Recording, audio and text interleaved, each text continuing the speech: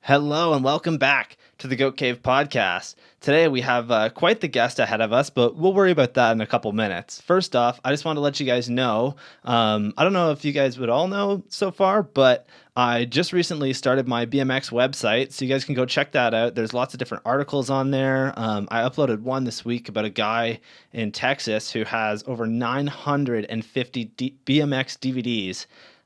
So if you're really interested in like full length videos, definitely go check that one out. Bail of the week we completed this week, and we are sending our frame out to Kent Fuller in BC. Congratulations, Kent! You are unreal. That fall was pretty crazy. So thanks for sending that in. And last but not least, we actually just got some merch put up. So if you go over to the website, you can find out about these pins that I have here.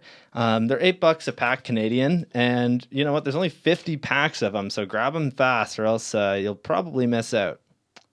But let's jump into the interview. So today we have quite the guest. He's been pushing boundaries within BMX for over 20 years, whether it is from his fast mid-school style of riding or his contest series, Uncovered, which focuses on giving a name to the underrated riders of the world.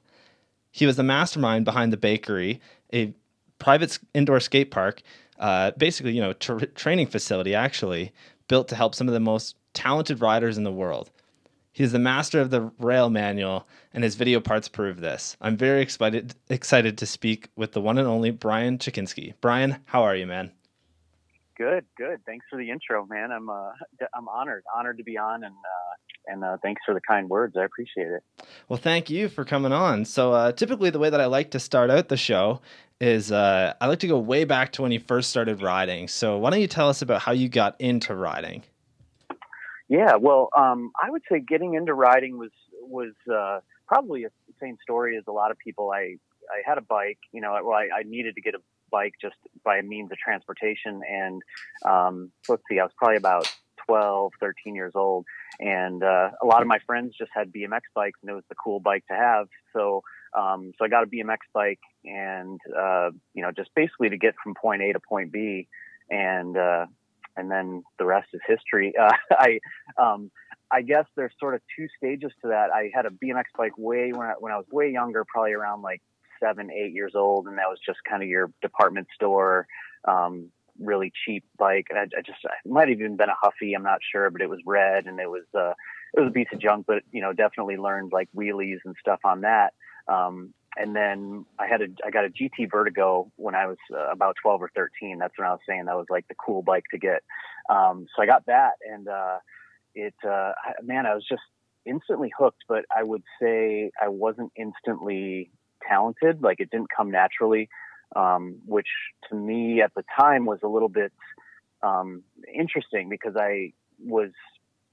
Not to toot my own horn, but I was sort of like naturally athletic when it came to sports. Like I picked up the basics of, baseball and soccer and football and hockey and all that stuff. Like I picked all that up pretty quick. Ice hockey being my main sport growing up.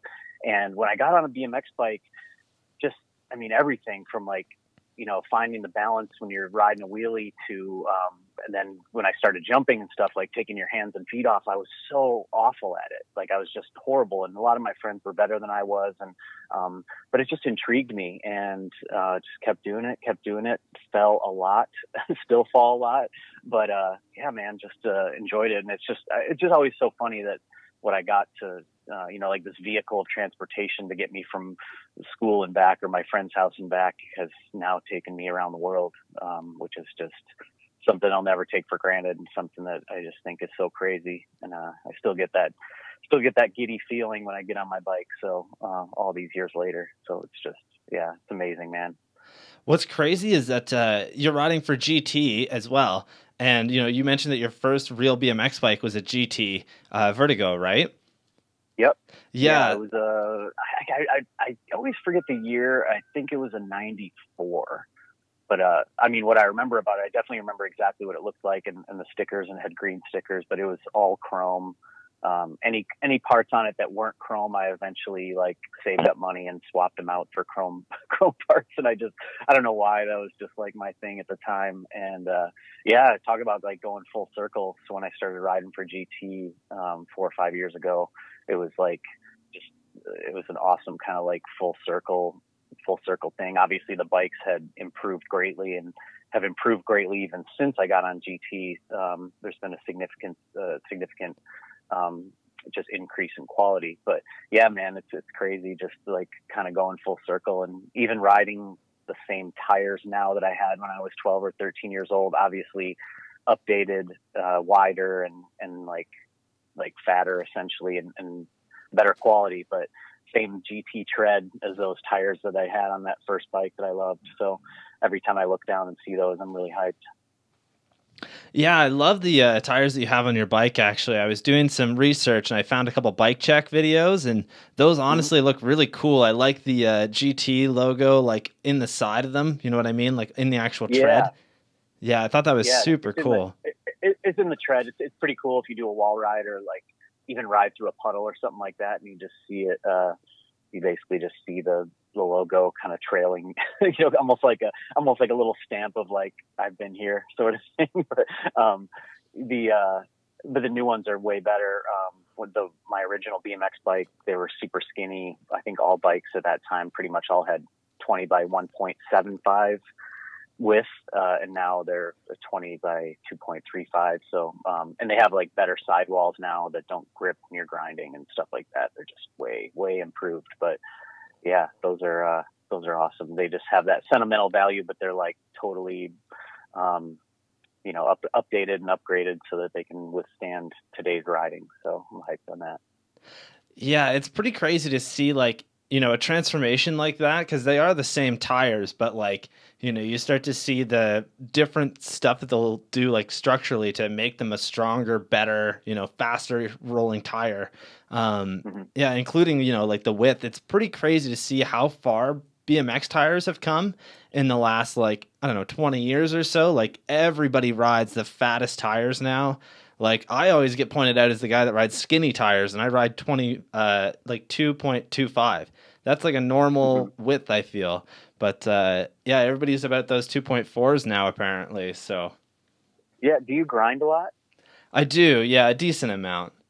Yeah, and that definitely helps to have the tires a little bit skinnier to reduce some of that drag. I know, actually the GT product manager, Ben Ward, he rides pretty skinny tires, and I don't know exactly what width he rides, but I mean, by today's standards, they're like on the skinnier end. And then Jeff Z as well, the GT team manager, and he's like 4 pegs, total, like just loves to do whatever weird grind he can find.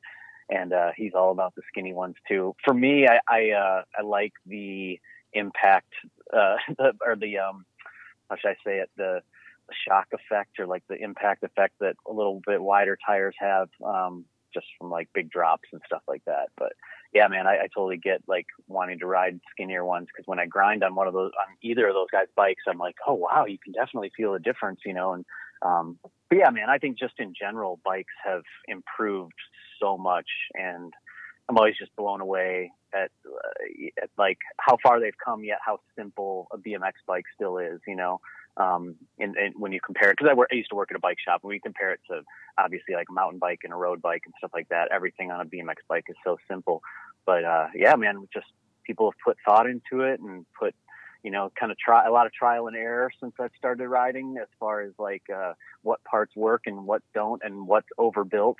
Like, yeah, I got to shout out to anyone who's kind of improved products over the years, because it just makes riding more fun. I think just makes it like your bike breaks less, and it's a little bit lighter. Not that I'm like really concerned about weight, but just lighter, stronger, and yeah, it's a good time. It's a good time to be a BMX rider. I'll say that. Absolutely. Based on and especially being a BMX rider like me, who's kind of hard on a bike. Like, man, I used to go through so much shit. Pardon my language, but just to keep my bike in one piece. So, yeah, man, it's awesome. So I think, a lot of people are like, easy to talk about, oh, the good old days, or like, oh, this or that. But man, right now, it's just, BMX is awesome. And especially from a equipment standpoint, not only like the tricks are insane and it's gone in so many different directions, but like just from an equipment standpoint, it's so much better. Yeah, absolutely. And I can agree with you where people think, like, oh, 10, 15 years ago, that's when BMX was the best. Like, and, I'm one of the people that'll jump and say, like, mid school was one of my favorite eras of BMX just because of the style and the thought put into, like, certain stuff. Like, park riding for sure was something that Hmm. I found to be a lot cooler when it was mid school, I think, just because there was a lot more style and, creativity. Whereas nowadays, and like, I don't mean to offend anybody, but like, I find that park riding nowadays can be kind of repetitive for the most part. Like, and Hmm. like they've got a different goal than like somebody filming a street part for the most part, I think. Like, but either way, like I love BMX no matter what. It's awesome. Like, more power to you. If you want to ride park, hell yeah, that's awesome. Like, there's Yeah, yeah, and definitely, that's an interesting. It's an interesting point because I totally know what you mean, especially now, especially with like some guys. It's like more bar spins, more tail whips, almost like adding another bar spin or tail whip into a trick or whatever.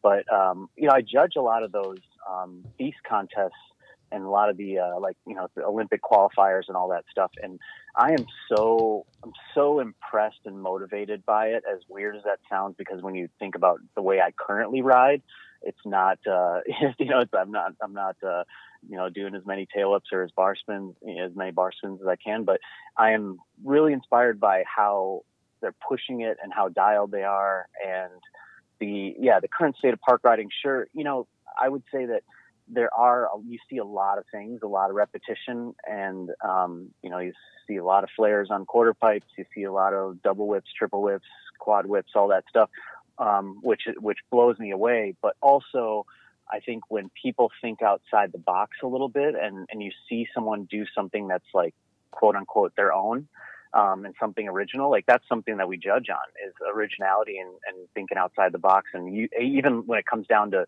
and that's not just tricks alone, but also course use. And it's not to say that you got to go out and like whatever totally like go way outside the box, but at the same time, it's those little things that I've been around BMX so long. It's those little things that I'm like really, really appreciate when someone brings something original to the table, and that's just something we judge on. Obviously, we judge on like difficulty of tricks because, I mean, a flip triple whip or a 720 double whip to bar or something like it's still really hard and really difficult and should be awarded, but there's a lot of other stuff you can do on a bike too that can take a little more thought or a little more creativity or originality, and we judge on that too. So yeah, I'm really thankful to be in that position to where I can, because I just appreciate all types of riding, and I have sort of dabbled in a lot of it. So sure, I haven't done a flare whip, for example, but I've done a lot of tail whips and a lot of flares and stuff like that. And so, yeah, I can definitely relate. And I even like to ride those courses. They're scary to ride, but man, they're fun. So that's another little perk. yeah, I've always find those courses to be really cool. Like the setup for all those fees contests is awesome. I actually think that that's one of the like, the better events in BMX right now, especially for park riding. Like it's probably the best event to be in. Mm-hmm. And we actually had a fan ask us, this is Beatrice from the Bloom. So she wants to know the stresses of being a UCI judge. And that kind of falls into, doing the fees contest because Fees was actually kind of in charge of getting people set up for the Olympics, right? Yep. Yeah, they're they're basically the qualifiers that where you get the points to that add up to be in the Olympics, and it's all kind of like sorry, excuse me, it's all kind of technical the way that works with the points and all that stuff. And to be honest, I don't really follow the points because I don't ever want the points race or anything like that to affect how I judge someone as soon as they drop in. You know what I mean? Like I don't want that. I don't even want that thought in the back of my mind of like, oh, well, if he or she gets third, they do this, like I just don't even want to think about that. And I want to think of every run and every rider, just judging that run alone on that day. So, but in regards to stress, it is definitely stressful. I would definitely be lying if I didn't say like my mind is like warped by the end of those days of judging, because it's it all happens really fast, and it's all really crazy. You have to really know what you're watching. You got to really pay attention. You have to think quick. But I just think it's those jobs. It's one of those jobs that just needs to be done by people who care, and I care a lot. I want BMX to remain to keep its integrity, and I want those things like special course use, and you just want people that care, and you want people that know how difficult some of this stuff is, and just keep BMX and not just turn into gymnastics or whatever, or even just a straight up jump box contest. Like, that being said, I definitely reward hard jump box tricks and all that stuff because they're crazy, and I don't care if you learned it in a resi or where you learned it. If you did it right there, then and there, like, you're putting yourself at risk, and that kind of segues into the second thing. Like, these guys, these men and women, are pushing things to new levels, and they're like putting themselves at risk every single time they drop in. And I think it's only fair that the judges care just as much as they do. And granted, we're sitting back there, we're not the ones like putting our neck on the line, but at the same time, I almost treat it that way. Like, I get the feeling before a contest starts, because I've ridden in a lot of contests. I know that feeling, those jitters, that like nervous, you're ready, but you're nervous kind of thing. Like, I still get that feeling when I judge a contest. And I think that's important to have, because that's just something that the riders deserve it. They're the best in the world, and they're pushing BMX in a whole different direction that the world's never seen. And so, I mean, definitely stressful, but it's a job that I take in stride and that I take seriously. And we even meet up outside of contests, and we do like mock judging. Like, we judge video contests, or basically video footage of past contests and stuff like that. And we just make sure that we're doing as much as we can to be prepared. So yeah, it's never an easy job, but I'm honored and glad to do it. Yeah, and honestly, like, I think that these contests need somebody like yourself, or anybody else that's judging them needs to be a rider who's been in the scene for a very long time. And I think having a street rider like yourself in there is extremely important, because then you've got that like point of view. Like, it's definitely more of a park contest than anything, but I think it's still very important that you have like different minds within BMX, right?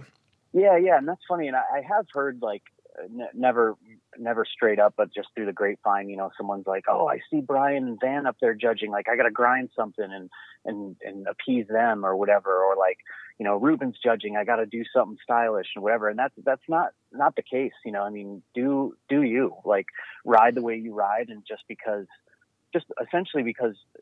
I ride a certain way doesn't mean I don't appreciate and won't award the way you ride. Because sure, I ride a certain way, and there's certain tricks that I choose to do, or maybe even have done in the past but haven't done in years.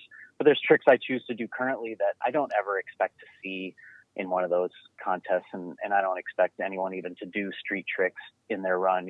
If they do, cool, like that, it definitely adds variety and probably shows a different skill, but it's definitely not a requirement. And I don't ever want a rider to think like, oh, we have to do a certain trick because this specific judge is watching. Like, we're beyond that. not to sound but I'm just appreciative and knowledgeable, I think, about a lot of different aspects of BMX. And I actually did win a park contest, like the amateur, I guess you could call it, like, world title.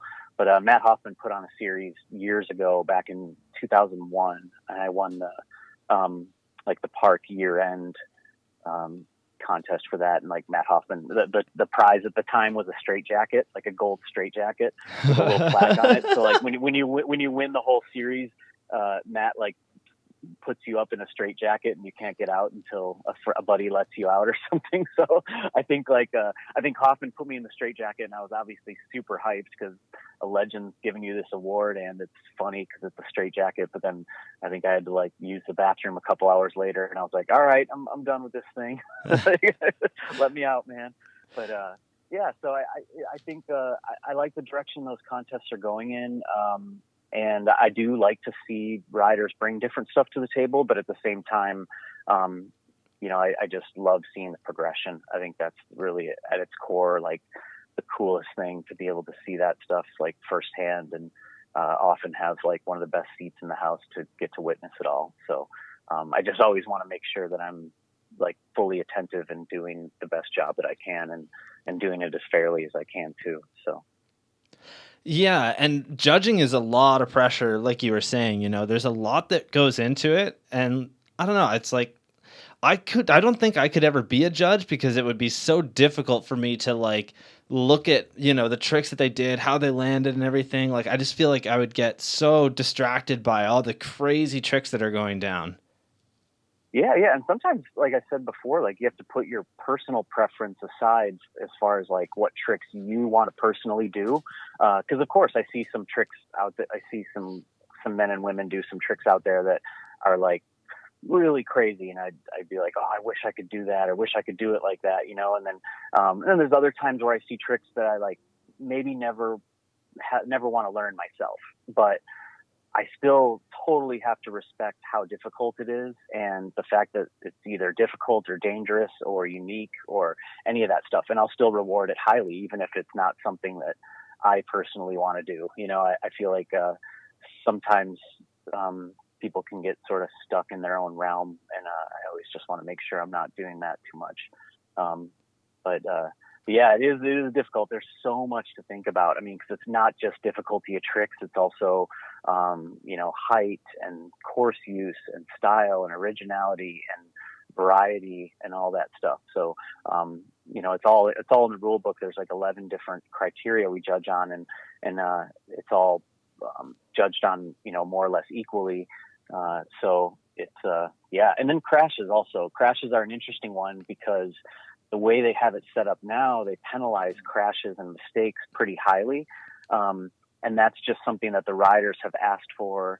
Of course myself, I mean, I'm a rider who definitely will crash a fair amount, so like I personally don't, I understand, that crashes happen and whatever, but as far as these contests go and these runs go, they, a lot of times to be on the podium, it has to almost be flawless, as far as like not putting feet down or like not crashing. Not to say it can't happen, but it's, the way they're kind of deducted and the way it's been going. And that's another thing that we always want to be consistent about. And that's why, like, as a team of judges, like everyone who judges these things, which I might also want to add that everyone who judges these contests currently rides, and that, I think that's another important thing too, is that, I mean, of course, sometimes maybe I'm injured and can't ride that day, but, it's just currently riding and currently familiar with what's happening in BMX. That was something that Mike Escamilla and I talked about way back when I had him on the show, is just judging, and that it's important that the judges are also able to ride that course, or they know like about that course, because then it kind of proves to them like, okay, this was this like insane because it was done on this ramp over here, like, it's a 9-foot quarter pipe, that's a big transfer, like that kind of stuff. He was saying that like that is what's super important when it comes to judging. Yeah, and that's really important, and that's why I always prefer judging live on a course that I can actually ride or walk through and like almost inspect beforehand, because there's so many subtleties. We all know from BMX, there's so many little subtleties about a ramp or about a setup that make something crazy. And if it's always a little different if you're watching from home, and that's even something that we find when we do like the video judging afterwards. It's always cool because I do that sometimes after a contest. Even sometimes I'll go home and rejudge things based on the video, but I'll know that because of camera angles and because of the way maybe that particular camera angle showed that trick, it might not look as crazy as it actually was, because I was there on that course. I saw like the distance between those two ramps. I saw how maybe that was an awkward transition or something on a certain ramp. Now, granted, the feast contests don't typically have too awkward of transitions. Like you won't see too many like crazy kind of like really steep, weird, short vert corridors or something, something like that you'd see at like a DIY spot or even like an independent skate park. But that being said, it's still super important and that's something that I brought up even a couple few years back, I was like, we need to make it mandatory for all judges to like essentially inspect the course, like walk around, ride around, like really check everything out so that you know what you're watching. And that way you just, and then I was always against, or a little bit against, watching practice, because I know that sometimes that can set up your expectations, but I was proven wrong in that, because watching practice, you actually get to realize, okay, a lot of people were jumping that transfer, but no one was doing tricks over it. And then all of a sudden the guy in his run comes out and does like a double whip over that transfer. You're like, whoa, no one else, besides maybe an X up or something, no one else even did a trick over that. So that makes it extra crazy. And you wouldn't have known that had you just like showed up and not seen anyone ride it before or not ridden it yourself. So, that's a really good point. There's a lot of homework that goes in before we even start judging the contest a lot of times, and a lot of preparation. So, and I think it's totally worth it. I mean, again, like, I've been a rider, I've been there. Like, I know that you want to be judged as fairly and as accurately as you possibly can. And there's always going to be, like, it's always going to be thankless, and I realize that, but at the same time, I just think of the, like, very, very seldom does someone come up to you and be like, hey, really good job, guys, versus, you will get some complaints here and there, of course, because everyone has a different point of view, but, it's, there's a lot of practice that goes into it, and, just a lot of thought. So yeah, it's crazy though. I wouldn't have ever pictured myself in this position, but, dating actually back to Canada, I was injured for a Metro Jam back in 2002, I believe. And I was injured, but still wanted to go to the contest, because they were like, it wasn't just about the contest. It was about like seeing all your friends and seeing the craziest riding in the world. And I was already going to go there anyways. And Jay Miron was like, hey, I know you just had knee surgery, but like, would you be able to judge this weekend? And, Jay Miron, being the legend that he is, of course, I'm not going to say no. But I was pretty young at the time. I was probably only, I don't know, 19, 20, something like that. And so I judged that contest, and that was actually the first pro contest I ever judged, I believe. So especially, they're definitely the first pro contest at that level. So it was even before I really had many good contest results myself, and I was already in that position of judging the pros. So I just think that's important. I think every rider should try it, whether it's just a local contest or whatever. And I think once you try it, you really appreciate how difficult it can be. But it's a crazy thing. Yeah, absolutely. And was that Toronto Metro Jam? Because I know they had one in like Vancouver as well, I believe. Yeah, the one that I judged, I think I might have judged two of them in Toronto, and then the Vancouver ones I actually rode in, the ones that I went to. But I judged a couple of them in Toronto, and man, those were always awesome. That made me fall in love with the Toronto scene in general. Like, just seeing, obviously it was a special occasion because you have pros from all over the world coming to the city, but I got to meet a lot of locals, and and they always did it in the winter. So I always went to Toronto in like March, which, as do you actually live in Toronto? So I live about an hour from Toronto, like north. So yeah, is Kitchener? Is that where you Yes, live? it is Kitchener, Ontario. Okay. Yeah, I know. I don't know if I've ever been there. If I have been, I was just passing through. But I know that there used to be a hockey stick brand called Kitchener back in the day. That I don't even know if they were made in Kitchener. But I just knew it from that. But and then John, is Heaton from that area? John Heaton is from Woodstock, but he lives in Kitchener currently. Mm-hmm. Yeah. And talk about Canadian legend right there. Oh, absolutely. Yeah, but I mean, even just so, like, from going on trips with Heaton, being good friends with him and Miron and Osato, and then even in Toronto, I got to go there in the summer one time to visit that summer camp.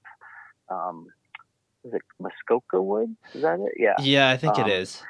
Yeah, and then there was a contest there, but instead of just going there, we did a trip in Toronto where we rode street, and Silva showed us around, and I just remember, like, I don't even think we used cars. We just like left where we were staying every day and just pedaled from spot to spot. And we rode so much crazy stuff. And I remember I just couldn't believe there was so much crazy stuff within pedaling distance. Now, granted, sometimes we were pedaling like a good like 10, 15 minutes uphill to the next spot, but whatever, that's a small price to pay for the crazy stuff there is to ride there. So, and then just being able to experience the city in the summer and just seeing it kind of come alive, because I had only been there in the winter previously, was a treat. And I've always wanted to go back there, but it hasn't happened, unfortunately, recently, but it's definitely on the list to go back to. Yeah, and you mentioned Chris Silva. Chris Silva is a legend. He's a legend around here, that's for sure.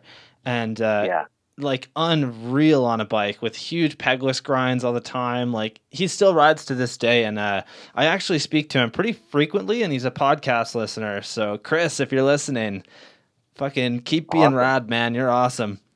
Yeah, man. He inspired me yesterday. He posted a clip doing like a I call it like a Taj slap, but it's like a peg slap wall ride to fakie.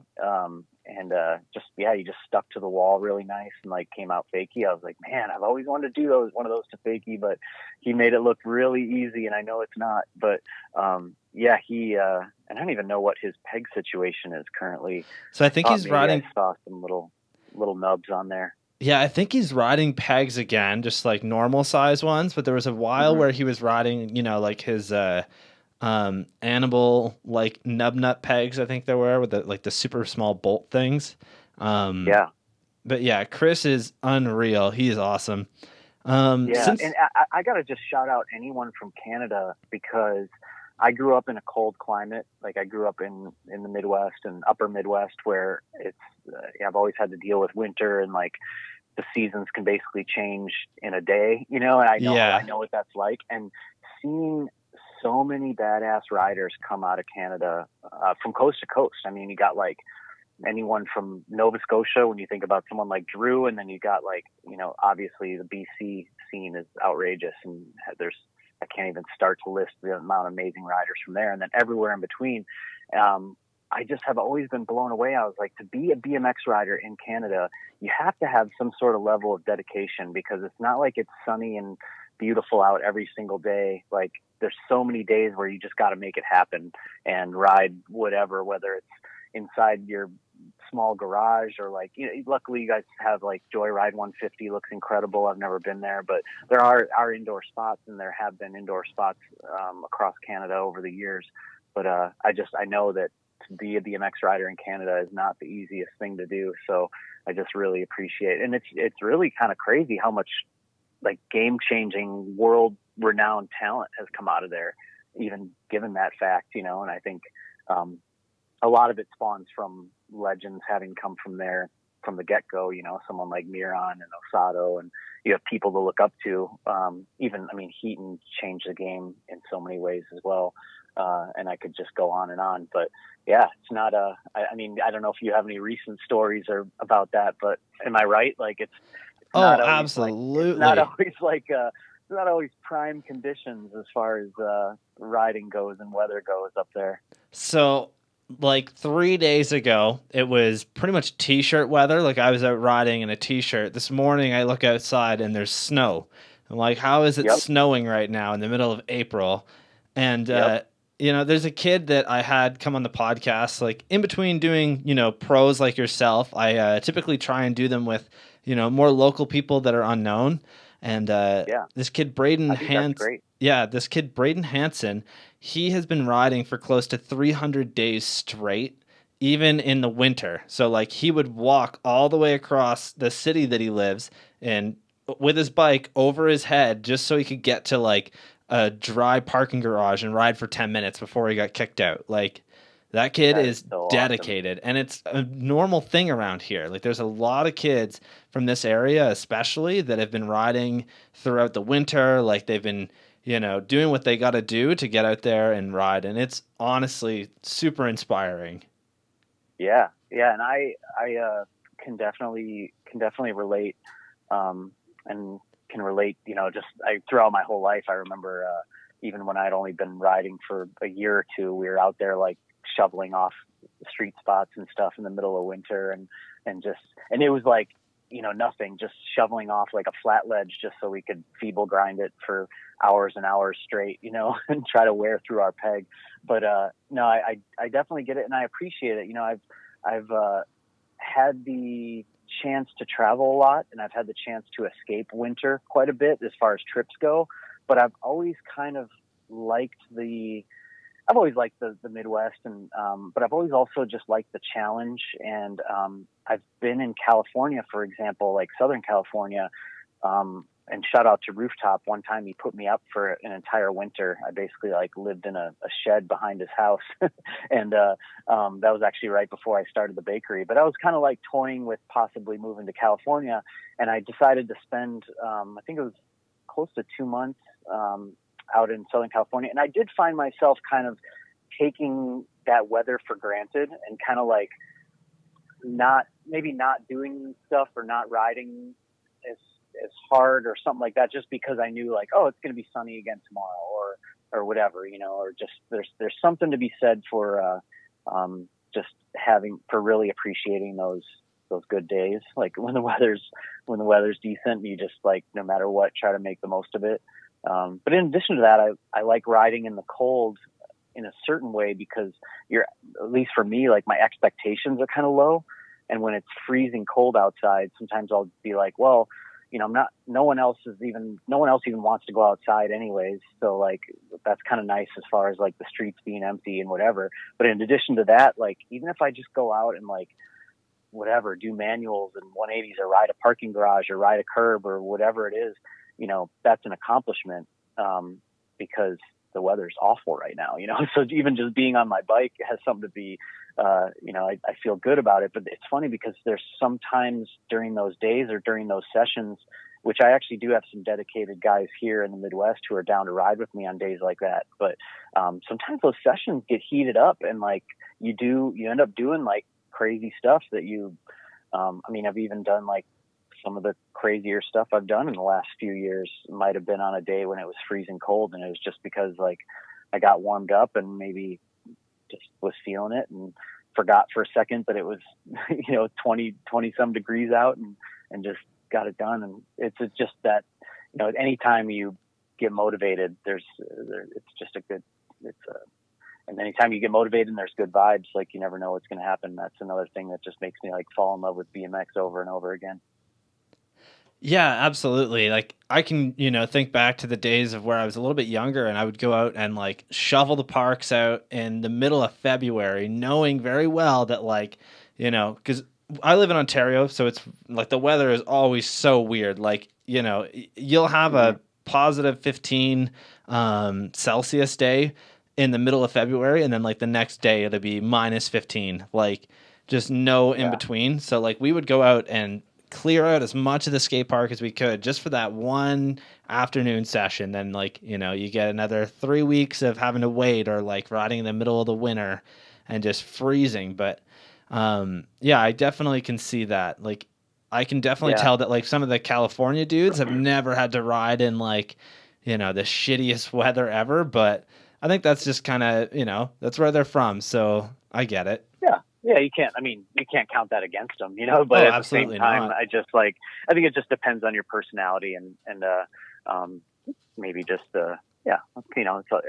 it's also just where you call home, it's where your friends or family are and stuff like that. And so, I'm really proud of the Midwest scene in general, and between Chicago, which has a good scene, and Milwaukee, which isn't far away, we just have some really dedicated dudes and people that are just down to make stuff happen, and it's a really, really good spot to be in, despite people being how do you survive, man, it's so cold there, and and I'll actually will say Chicago weather can be bad for sure, but it's really not that. I think it gets more of a reputation for being bad than it actually is. There's more nice days than I think maybe it gets credit for, but yeah, it's still has winter. It still has, wind, cold, rain, all that stuff. You just never know. But there's always something to ride, and it just And even when you're limited sometimes, like say you are limited to just a parking garage,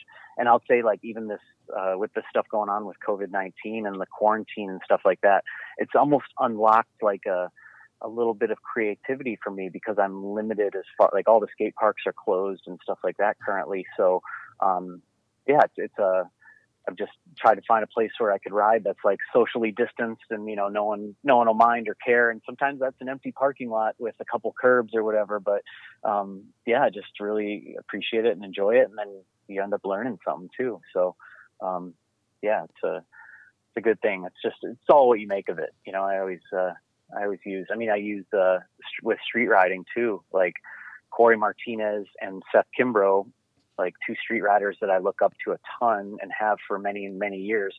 They grew up in a small town in Alabama where there's a few spots to ride from what I hear, from what Corey tells me, but not a whole lot. And like some of the two most innovative riders of my generation are from, of course there's amazing riders from New York and Los Angeles and places like that have tons of street, but it's, so sometimes those people from small towns that just make the most of what they have. And then it's you can tell it's just all dedication, not, excuse me, not necessarily like what's in their backyard, but just how they've made the most of whatever they had. Yeah, absolutely. And like, the thing that I love about that too is that you can see that, they use every opportunity that they have when they're at like a good spot or a good park. Like we have a couple kids that they come out to the Kitchener quite often, and they're from the middle of nowhere where like there's no street whatsoever. Like they can ride maybe their flat rail in front of their house and that's it. And they'll come in like a couple times a month, and whenever they do, they are going as hard as they can because those are the only few minutes that they get, Yeah, totally. That's awesome. It's so awesome to see, and that just motivates me too when I see that, because it is easy sometimes to take things for granted, and we all do it, but yeah, when you see just dedicated people like that, it's just so motivating. Yeah, absolutely. And like Kitchener has a pretty good scene too, like I've been involved with the Kitchener BMX scene for close to 10 years now, just doing jams or filming full-length videos, doing my podcast, starting the website, everything.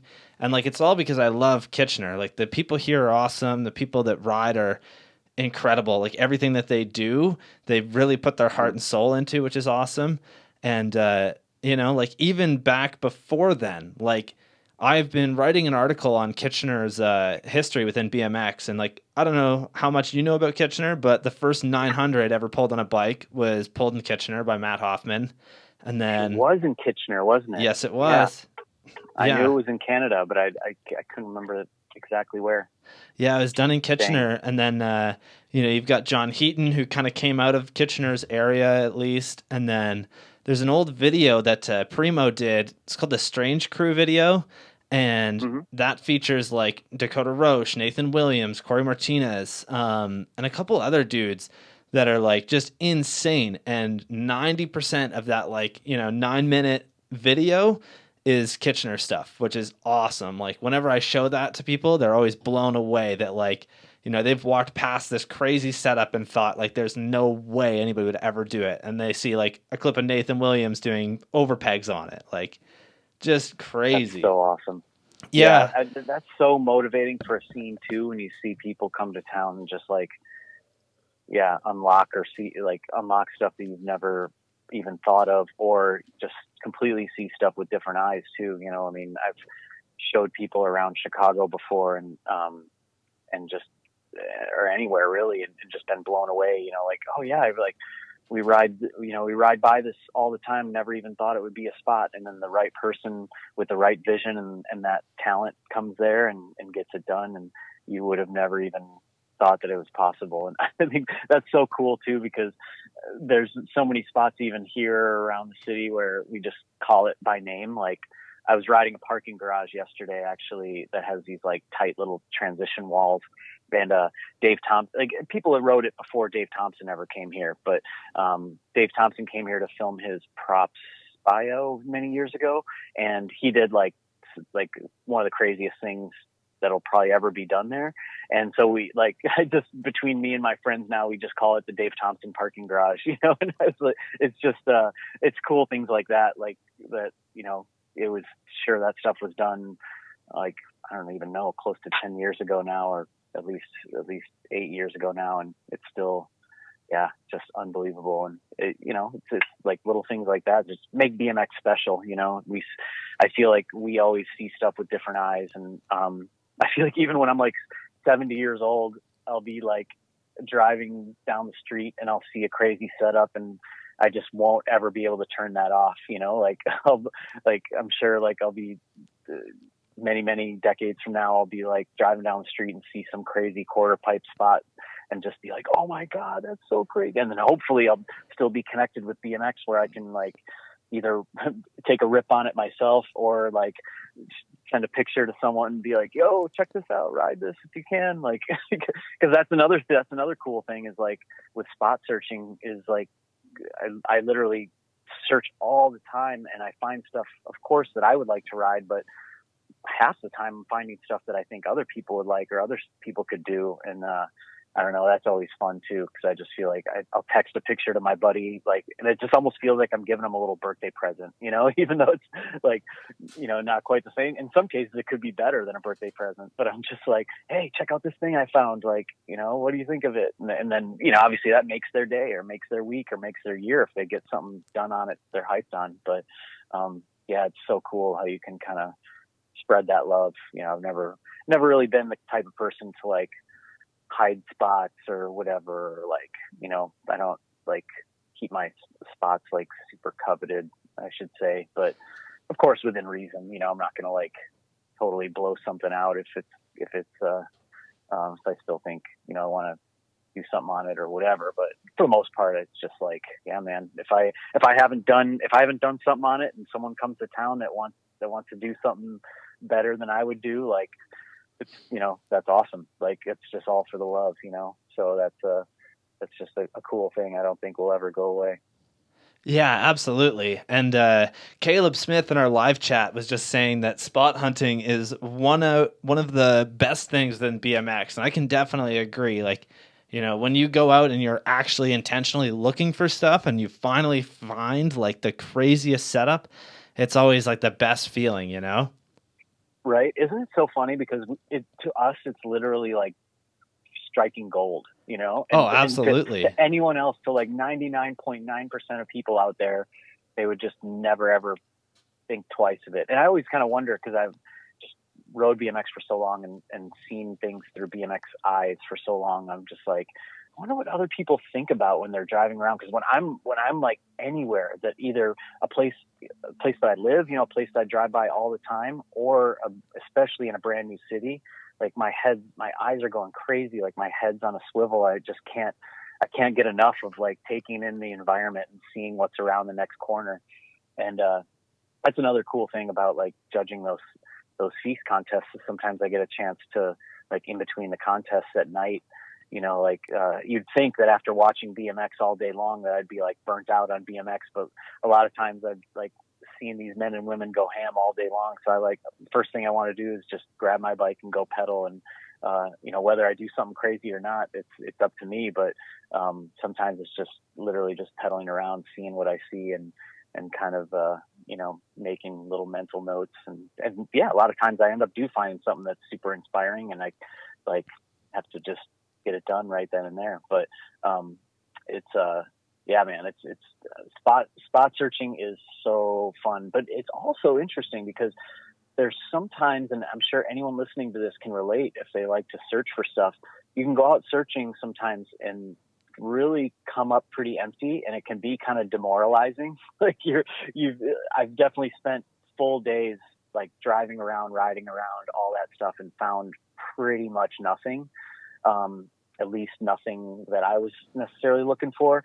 And then there's other times where like I just am going to run an errand, like I'm going to like a doctor's appointment or the grocery store or something like that, and then I end up taking a different street and like, or go down a different alley, and I end up finding something that has been under my nose for a long time, and I just hadn't gone down that particular street or like hadn't turned that certain way down that alley to see something, and then there's also like temporary spots too at the city like Chicago where there's always construction. There's always spots like coming and going. And sometimes there's just like, whatever, something's barricaded off, but that makes for a gap, or like whatever. And it's like, stuff that, is only going to be there for a short amount of time. So you got to like strike while the iron's hot, but yeah, man, it is the best feeling. I love searching, and I just always I always take pictures of stuff too, just in case I'm back in that city. For whatever reason, that's paid off a lot of times where, if I was somewhere like even on like, I was in Portugal on my honeymoon, and I found a bunch of crazy stuff in Lisbon and didn't have my bike with me. It was just me and my lady, and we were just like doing honeymoon stuff, like hiking and hanging out and doing some sightseeing. But when I went back to Lisbon this year, I still had all those photos of spots, and I like, like checked a bunch of them off the list. And it was, 2 years in the making that I had been wanting to go back there with a bike. And, I think just making notes of all that stuff really paid off and made my trip there amazing. Yeah, absolutely. I have been finding myself recently like going on Google Maps a lot and putting it in like satellite mode and just looking from overhead, right? Like, yeah, technology is incredible for that.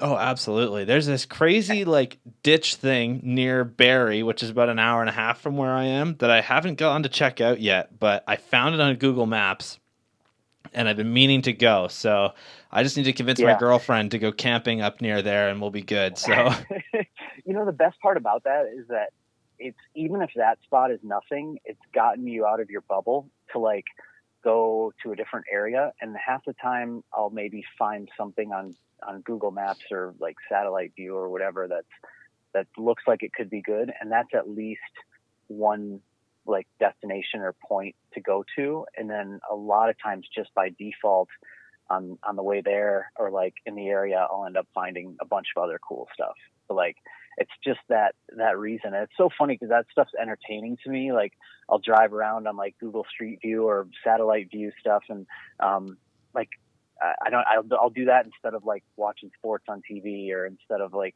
watching a movie or something like that.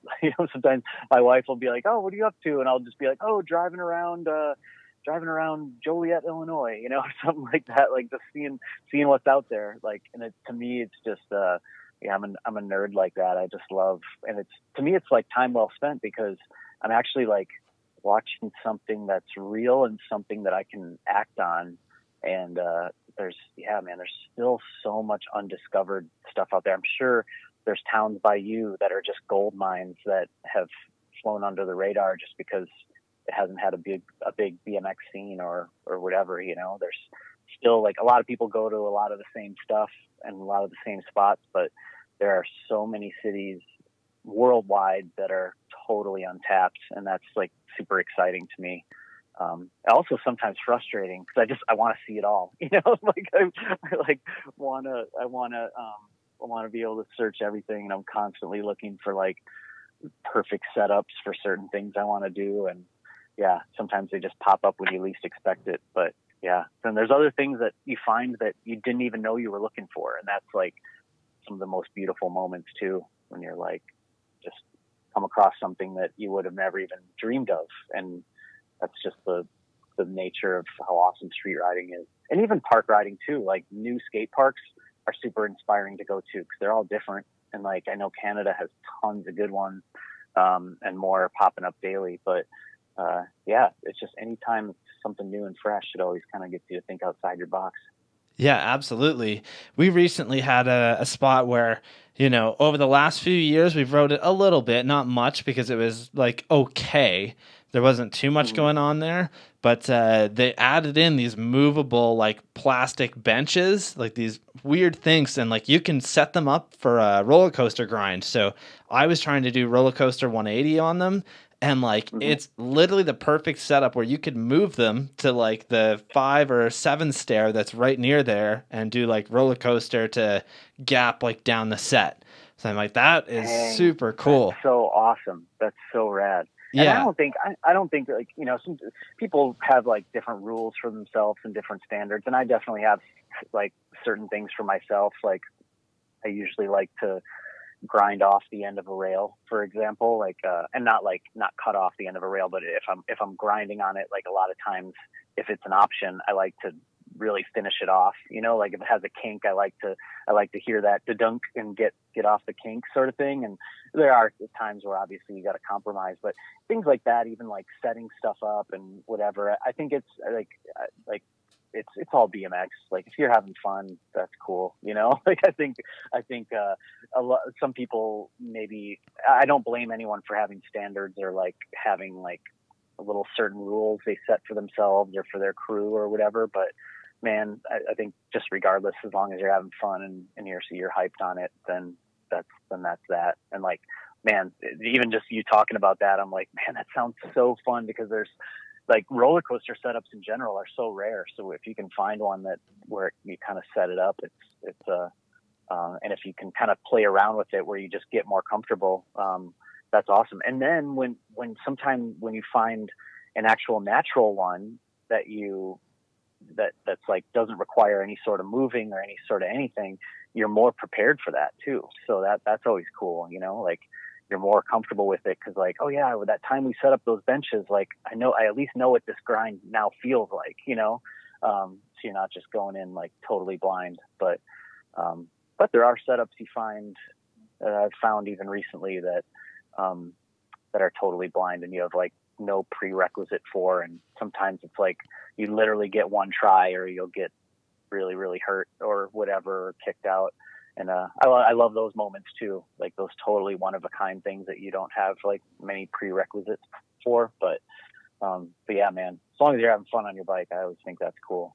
I've had some friends over the years who have like a little more strict standards, as far as like setting stuff up or landing in grass or whatever it might be. But to me, if you're having fun, you're having fun. And that's awesome. Yeah, absolutely. And for the landing in grass thing, my opinion on that is that I think BMX is cooler than skateboarding, and it's for a lot of reasons. But one of the big reasons is that because on a BMX you can ride anything. Like your wheels are literally so much bigger, so you can ride into grass. Like if there's a perfect roof drop setup, but it's into a grass hill, who cares? Do it. Like, there's a lot of crazy footage over the years of dudes doing huge gaps like into grass, and that is A-okay with me. Like, I definitely think that. I mean, if there's an exact same setup that doesn't have grass, like maybe I'll either do the grass one first and then do the one where you're landing in concrete, or I'll do the concrete one, depending on the situation and the consequences and whatever. But yeah, I mean, not that there's anything at all wrong with that, with like the landing in grass part. And there was a scenario where I tried to hanger El Toro years ago, and they had a rail down the middle, and I tried to hanger it and I got melted. I almost pulled it one time. I don't think that footage ever ended up anywhere, but basically I pulled it and I landed, and I just wasn't ready for the impact, and I just blew off the back. But as far as like hangering down the whole thing, I landed like both wheels at the same time and kind of like blew up off the back. I didn't realize like how heavy the impact was going to be coming down from a hanger that big. But they ended up, I was going to go back and do it like a few months later, and they had taken the middle rail out, and I could have still done the hanger down the side rail, but my back wheel would have landed in grass and my front wheel probably would have landed on concrete. And I wasn't too proud to do it for that reason, because I wasn't like, oh, I'm going to land in grass, it's not even worth it. It was just the fact that I knew landing that heavy with one wheel in grass could be like I could get robbed. Like, I could have basically done it perfect and landed if I would have done it as if I would have done it in concrete, but like would have slid out or somewhat, landed weird because of that grass, but yeah, it's just things like that. Like, I think it's whatever, man, if you want to do it, send it and like whatever. But I understand how people like to be perfectionists too, because I've definitely been guilty of that over the years. Yeah, absolutely. And that hanger clip, I've watched the bail footage of it, and it's crazy. Like, if there's something that you know, you're an unreal rider, but one of the things that you do best is crashes. Like your crashes are always insane. Like I always wonder how the hell you walked away from those. Like I don't know what it is, but I think it's just because you go so hard and like you are so committed. And I think that most people on a bike aren't like that. And you know, we need more people like you because it really brings out the like I guess badass side of BMX if that makes sense. Yeah. Well, no, thanks. I appreciate that. I definitely there's been times where I was a little bit self-conscious of that just because I felt like there was a point in time where maybe the crashes were highlighted so much more than the successes. However, I get it. Like I get like a lot of them were just like pretty horrific looking. So, and I get like, that people, I don't know, people kind of like to see people fail, in a certain way. But also at the same time, it does show like what goes into it. It shows that this stuff does have consequences. And I just think that sometimes maybe those were a little bit overshadowed than the success, but it still is what it is. And I'm hyped to be able to overcome those things and still be able to ride my bike. That's a good thing. I think there's a lot of those, maybe some of those slams that people would maybe just hang it up and call it quits. And I'm glad that I'm still physically able and like still really enjoy riding, and I still like to pull the trigger on gnarly stuff too. When the time's right and the setup's right and stuff like that. I've definitely learned from a lot of those crashes and learned from those mistakes, but there's a lot of stuff that like, there really is no other way to learn. And especially at the time, with some of that stuff, like maybe, maybe there weren't, there was never like a video you could watch of someone doing that particular trick on something that big or whatever. So it's not like you could study it and learn from it. You just had to like work your way up and, you do something first on a 5 stair, then a 10 stair, then a 15 stair or whatever. And then like you get to a 20 and you're like, all right, well, I guess, I've maybe got to make this adjustment or that adjustment and do this or that. But really when it comes down to it, I just got to fucking commit and put everything into it. And, that's when the crashes come through, but, or maybe pull it. And that's obviously always the ideal scenario and best case scenario. But yeah, I think, it does show kind of how gnarly BMX is and how like when you compare it to something, because skateboarding is really gnarly too. And I definitely have been inspired by actually more recently, that guy, Jamie Foy. He's, I don't know he skates for Red Bull and I don't remember think who else, he skates for Death Wish. I could be wrong, yeah, but he's a monster, man. And I first got tipped off to him because someone sent me a link to clips of him and they're like, this guy reminds me of you, and I ended up watching the video and I'm like, I am so hyped on this guy. And, I ended up shooting a doubles photo with him at Woodward where I was manualing down a rail and he was doing like a grind trick down the ledge next to me. So we got that was a cool moment. And then, I was hanging out with him in Japan earlier this year and, we were just like, essentially geeking out on spots together. Like I was showing him spots that I had on my phone and he was doing the same. And I was like, see, this is what it's all about, man. Like this guy, like I'm horrible at skateboarding. I will probably never be a skateboarder, but like we are totally on the same page and same wavelengths right now, like with what we love to do. And so that's the thing. Like I choose to ride BMX and I think it's because I think it's the coolest thing ever. And like, that's why you probably won't catch me on a skateboard or on a scooter or whatever, but like, I respect all that stuff because it's people doing what they love and getting out there and getting off the couch and doing something, and I just think that's better than the alternative. I'd rather see someone out there, like even back when like fixie freestyle stuff was really popular. Like I would see packs of those guys riding around town and sometimes BMXers would clown on them, but I was like, they're basically doing the same thing their goal is essentially the same as ours. Like they just want to go out with their friends and get rad, and same with rollerblading too. It's like, you won't catch me doing it, but, just because I don't have a desire to, but at the same time, I think it's still cool and it's more or less the same goal, just different vehicle. So, but yeah, I respect as far as skaters go.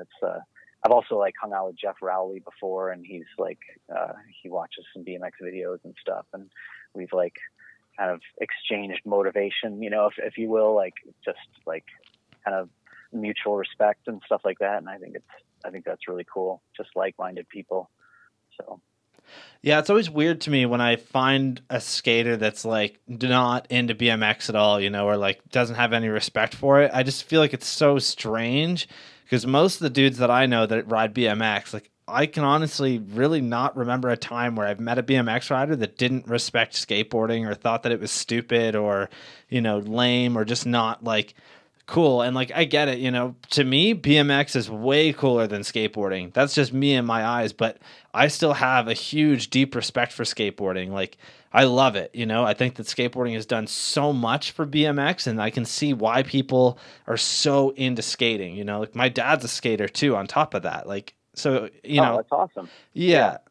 And but yeah, I mean, and that's even cool on its own because that like showed you a different way, that like showed you the light as far as like there's something else you can do out there that to challenge yourself. It doesn't always just need to be like running as fast as you can or throwing a ball as hard as you can or even like hitting a hockey puck as hard as you can, as accurately as you can. There's so many other outlets and cool things you can do to kind of like express yourself, but also just have fun and like push yourself and use your creativity and kind of, and also contribute, like there's so many different ways you can contribute to BMX. Like you're doing it. I'm sure there's like tricks you've done that have inspired others and all that stuff, but also just through like the podcast that you do and all the different things that you're doing for the scene. Like all of that too is just it's another way. It's another cool thing to like, just, to show, to basically like show what you love to do and what you're passionate about. And I always think that's just awesome. Like I'm always envious or like psyched on anyone who's found anything they're passionate about, because there's so many people out there that just have never found that. So that's awesome. Yeah, it's always weird to me whenever I meet somebody that doesn't really have too many passions, they don't have something like this. Like, even like a couple of years ago, I was thinking and I'm like, what are people doing that I went to high school with? Like, mm-hmm. I wonder what they do after work. Like, I wonder what they do, like, for fun. Like, I don't know. It just always seemed weird to me because, like, I like video games too. I play video games. A lot of people are into them, but like, I don't know. I've always found that, like, most people that aren't into, some kind of sport or something, they don't really have much, which is weird. Like, I don't know if it's just me being. It's interesting. Like, I've sat with like musicians before, like actually rappers. I've been in the studio with rappers before, and I've seen them like basically try a line or a verse over and over and over again until they got it right. And like, you're sitting there in the studio and you're just thinking like, geez, man, this guy's been saying the same thing for like an hour straight. Like, and to me, it sounds exactly the same, but to him, he knows exactly what he wants that to sound like. And he's not going to settle until that is like exactly the way he wants it to sound. And even though I like musically have no talent and musically I'm like pretty uneducated, I could still just sit there and respect, like, man, this is exactly someone who's like trying a trick or a line over and over and over again. And they know what they want, and they know what they want it to look like and feel like. And they know what they want the footage to look like, even if you're a filmer, it's the same thing, same passion. And it's just that whole, like, you envision something, you envision an accomplishment being a certain way, and you just want to get it right. And I think it can come in so many different forms, but I always think it's just really cool to see, because like I said, the guy's just like literally repeating the same line over and over and over again. And to my untrained ear, I'm like, I don't know, man, shit sounds good to me. Like, whatever, but you're the one, man. You're the expert. You're the pro here. You're doing it, So I think a lot of people just, they don't have a passion. So they, a lot of them just, whatever, drink beer, watch TV, whatever. And that's like, I've done that too. Like, I've drank beer, I've watched a football game. Like, but the thing with me is like, I would, unless like a bunch of friends were getting together I haven't hung out with in a while and whatever, like I'm probably not going to go do that. Like I'd rather wonder what like new thing I could accomplish or new thing I could explore. I've like, I've have had a beer or three watching a football game, and I know what that's like. And like, I'm not playing, I've always been that type of person that like would just rather be like doing it rather than a spectator, So, I just think like some people just, I mean, a lot of people, they work hard, so they want some relaxation, and that's relaxing to them. But to me, relaxation is like getting on my bike and sometimes throwing myself into the ground a couple times if that's what it takes, but not always. I'm not like a glutton for punishments or anything like that. But but you know what I mean? When you want to do something, and when you like think of something that even sometimes like the night before I'll be like going to sleep and I'll be like, oh man, like when I ride tomorrow, I want to go to this spot and I want to try this. I've never thought of it before, but I think it'll work. And like, that way, a lot of times I'll fail. Like I'll end up never pulling it or whatever, but at least I gave it a shot. And at least I know, like I know the results if I just sit there and grab a beer and watch TV. I know that I'm not going to accomplish anything new. You know what I mean? Like, yeah, absolutely. Sure. Like, and it might be relaxing and whatever. And there's a time and a place for that. But like, and I'm not like straight edge or anything like that. But at the same time, I'm just like, man, doesn't that get boring after a while? Like going to the same bar you've been going to for like 10 years. And yeah, I don't know. But yeah, I just think that's where we're so lucky. We found something like this, so. Oh, absolutely. BMX that we like to do. And I think a lot of BMXers too have other things that they're passionate about too, that say if they can't go bike riding that day, they'll pick up their guitar and whatever, or like, and some people like to build websites and stuff like that too. There's always something new you can accomplish. I just think that's awesome.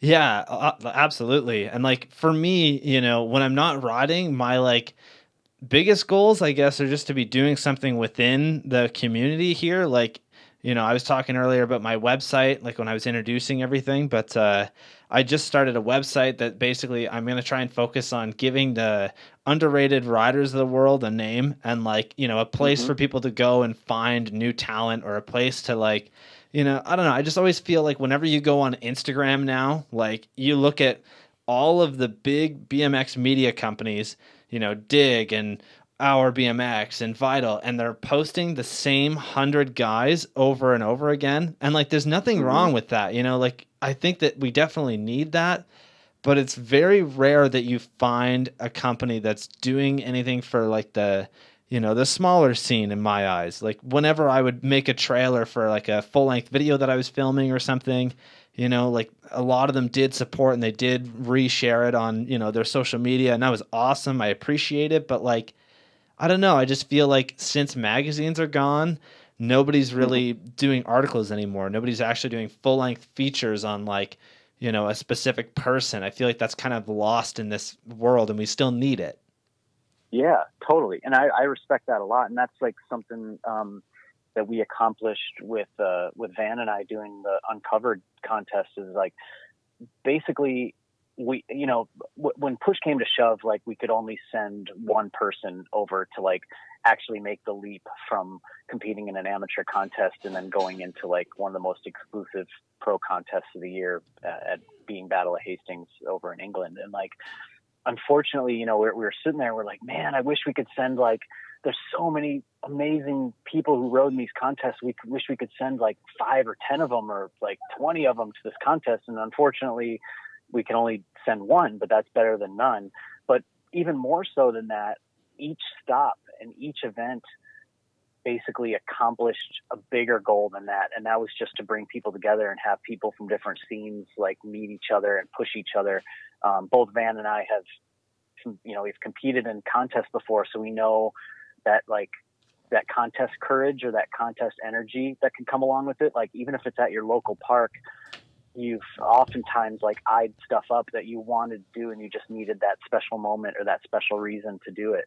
And, and we saw that a lot at those contests, but if we we didn't really need a selfish component because we've been in this long enough where we just knew it would be awesome to see. But the selfish component could be that, like, I met so many riders from multiple generations, but mostly like younger generation from so many different places that now I have friends in like so many more cities or like different scenes that if I end up in that city for some reason, like I have someone to ride with or someone I can hit up, like, oh yeah, hey, remember we chatted for 10 minutes at the Uncovered contest? Well, hey, like where do you guys ride around here? Let's shred for a little bit, and that's like, to me, that's just the coolest thing.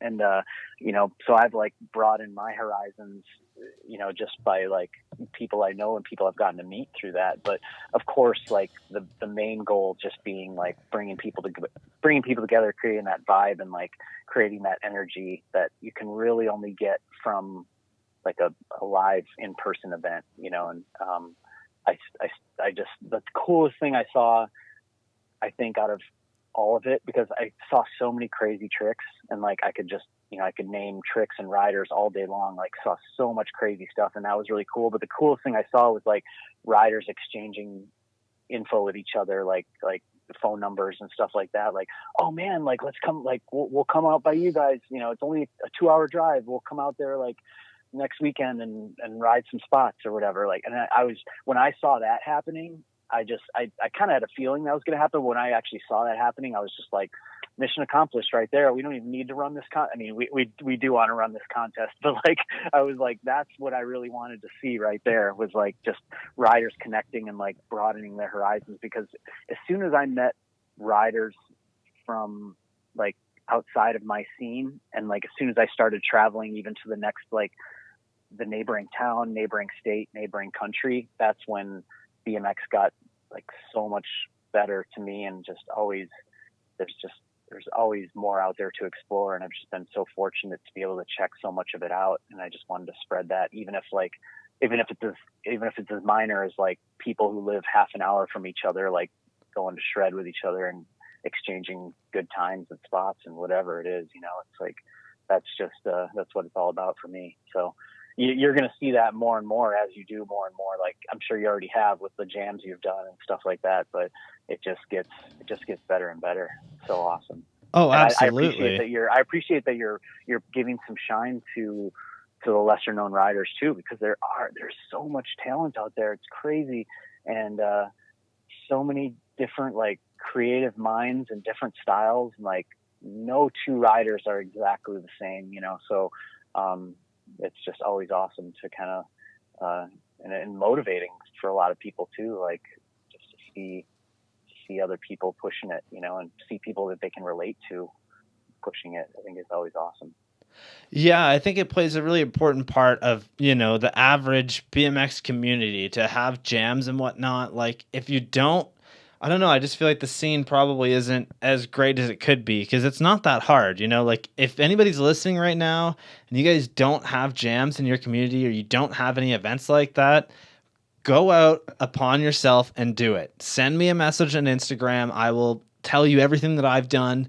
It's honestly a lot easier than you'd think. Like for me, the farthest that I go is like I give out my own personal money that I make every day at my, full-time job, but like it's all for the love, like it creates such a better community as well. Like you'd be so surprised how, like, I don't know, just how excited you'll be about riding again if you go out there and you make a community, Yeah, definitely. Yeah, you can like keep each other in check, and yeah, sometimes you just need that little extra push. Like you're maybe going to ride that day, maybe not. And then someone hits you up like, hey, we're going to ride here. And you're like, hell yeah. All right, I'll be there. And like you end up having the time of your life that day. And it's just little things like that it sparks just from putting that little extra effort in.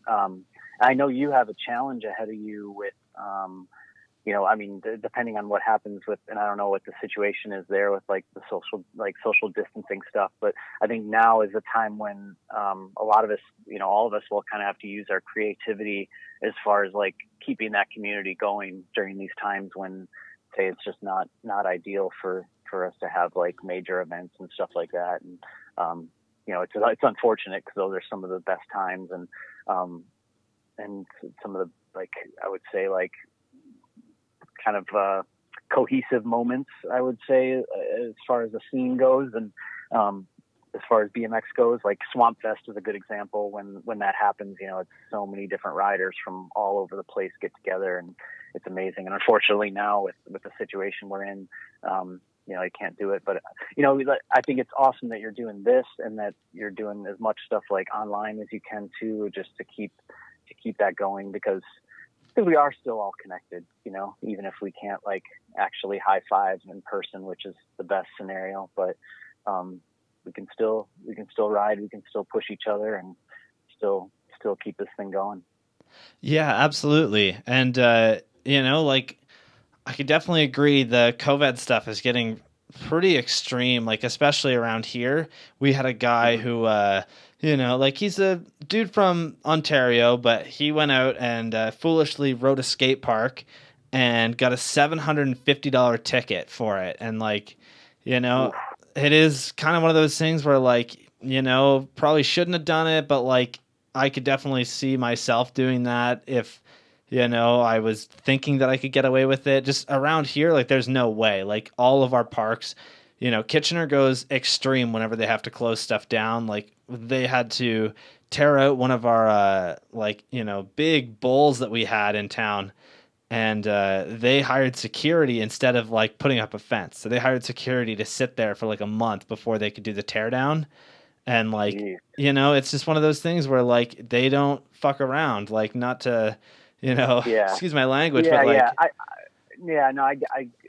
get that. And with this stuff, to me, it's a little bit easier to obey, just because my wife's a physician actually, so she deals with this stuff like face to face every day. So it's a little more, hits a little more closer to home. But in regards to all that, like, the last thing I would want is to like cause harm to other people, or like, and so I do think like some of it can be a little bit crazy, and I think there's some mixed messages going on, or like going out like, oh, can you even like leave your home, and like, and it definitely varies too by depending on where you live and stuff like that. But it's just one of those things where like I would feel so bad if I were to be someone who like passed this disease along, or like if I was responsible for I would feel bad if I was responsible for someone getting sick. I would feel absolutely awful if I was responsible for someone dying,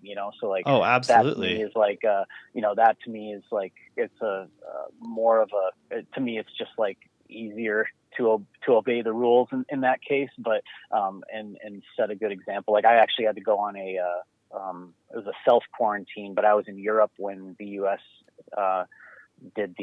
enacted the travel ban from Europe. So I couldn't get back in time to not have a quarantine. And, but my wife like knows a lot about quarantining and all that stuff. So she set up a room.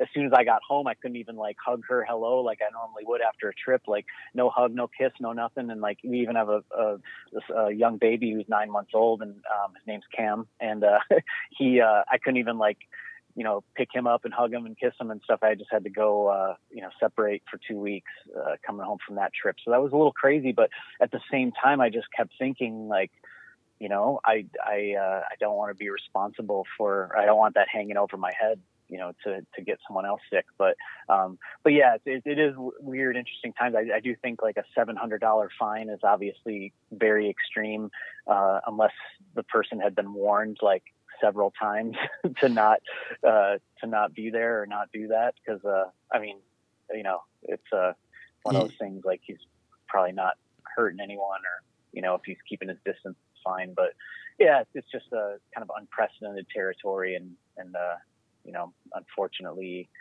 I've, kind of seen and heard a lot of stuff that, gone on with it, and it's a little bit closer to home than maybe it is to some other people in some other affected areas. Just because the building I live in alone, is the size of a small town. So the building I live in alone, I share an elevator, and I walk in the same front door as every thousands and thousands of other people do per day. So just all that stuff like that just kind of makes it more of a risk or a reality, But yeah, we'll see. I mean, as far as BMX goes, though, I think we just got to still stick together, even though we can't,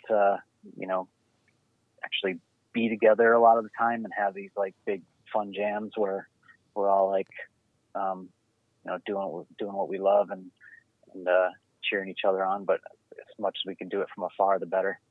Yeah, exactly right. I was actually planning on. I haven't actually paid attention to stats other than locally, but has it spread a lot in Canada, or I think right now the States has it the worst out of any country. Yeah, definitely. And it's all dependent. There's a lot of stuff in the media saying that China's been lying about their numbers, but I don't even want to get into that because I don't really know anything about it. But Canada's actually doing pretty decent. They have some pretty extreme numbers, and they've been taking it extremely seriously around here. Obviously I've been able to leave my house quite a bit. Honestly, it doesn't really feel like much has changed other than I can't really go out and ride with a ton of people. I can't go to work. We're getting a tax thing. So basically anybody in Canada that applies right now, they can get $2,000 a month. So if you make more than $2,000 a month, you're kind of screwed. If your bills add up to more than that. And for me, 2,000 is just enough a month because I'm living with my girlfriend and that's the two of us getting it. So technically it's $4,000 a month and that pays for all of our bills. And a lot of people don't know this, but running my website and my podcast and everything, it actually costs quite a bit every month. So that plays into it as well. But I've been able to do it adds up for sure. Yeah. I've been able to do so much lately, towards what I've been wanting to do. So honestly, it sounds terrible, but it's been a little bit of a blessing in disguise, I guess. I've really been able to focus on figuring out merch and figuring out all this other stuff. But also, it does suck because, both my girlfriend and I have been pretty much stuck in the house. I've gone out riding a couple times, but it's been with maybe two other people and you're standing 6 feet away. You can't hang out. It's gotta be, you got to take it seriously, I think. Yeah. I think it definitely has had as weird as and you never ever want this to ever happen or ever happen again. Absolutely not. Yeah. There has been some things I've definitely connected with some friends, and even just picked up the phone and called or had some really random funny FaceTimes and things like that with friends that maybe I wouldn't have talked with as often and stuff like that. And it does get you it does get you kind of out of your comfort zone, and it can make you kind of reevaluate or find stuff to occupy your time. And if you occupy it productively, it could open up some new doors or different skills and things like that. But yeah, obviously you'd never ever want it to happen, but I don't think I think it's I think it all depends on one of those. Sorry, I think it all depends on the attitude that you go into it with. Personally, I'm trying to look at it as a positive thing where we're pretty early with everything. We knew beforehand what kind of steps we should be taking in Canada, and the government's taking it really seriously. And I actually really trust what they're doing. And I don't know, I just think that realistically, if you use this time effectively, you'll actually probably gain something out of it by the end of it. I don't know. That's just my way of thinking. That goes with any setback. And it was interesting when I was in quarantine because I was completely healthy. I never had any symptoms or anything like that. And I never had to get tested or anything like that, for the disease, but I treated it mentally like an injury. And I've had tons of injuries before and surgeries and stuff like that, where I was like, this basically kind of feels like the mentality of an injury, but without the physical pain or discomfort. Like I'm perfectly healthy and I would still like do like push-ups and sit-ups and stuff every day to stay sane and like not completely turned into a blob. But like I was treating it mentally like that. And the thing that got me through was I was like, like, I'm not really unique here. Like everyone, this sucks for everyone. Like, it's not like, oh, I tore my ACL, it sucks for me. Like, it's like society tore its ACL. You know what I mean? It's like, Yeah, absolutely. Every single person in one way or another. Obviously, some people have it much worse than some other people. And the worst of all being, people that have lost their health or lost their lives. And it, like, it is scary because even just before we were talking with this, I was texting with my wife, and one of her best friends, her mom has it, is in the ER now. So just when it gets super close to home and it's it just gets closer and closer, it's scary. But yeah, I mean, as far as us, those who maybe it won't affect us, in the worst way possible, I think like we all just got to like take it in stride and just realize that kind of everyone's struggling, and it's awesome that we can kind of help each other through it, and pick up the phone, call someone. It's cool too that like your government's stepping in and helping people, like helping financially and stuff like that too, to ease the pressure. And but yeah, it'll hopefully this too shall pass. But I just got to go through it with the mentality of like it's an injury, but it's temporary, and just try to lessen that injury as much as possible, so to speak.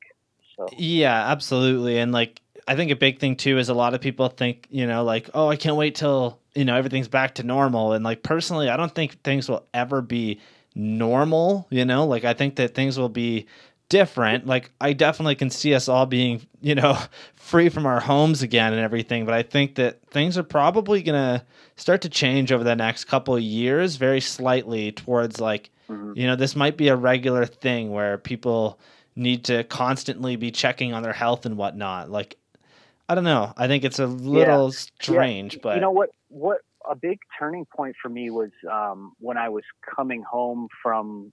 I was in Portugal actually when they did the travel ban coming back to the U.S. So I was like, at first I was worried that I was worried they're gonna cut all flights. So I was worried I wasn't gonna be able to get back to my family in a timely fashion, anyways.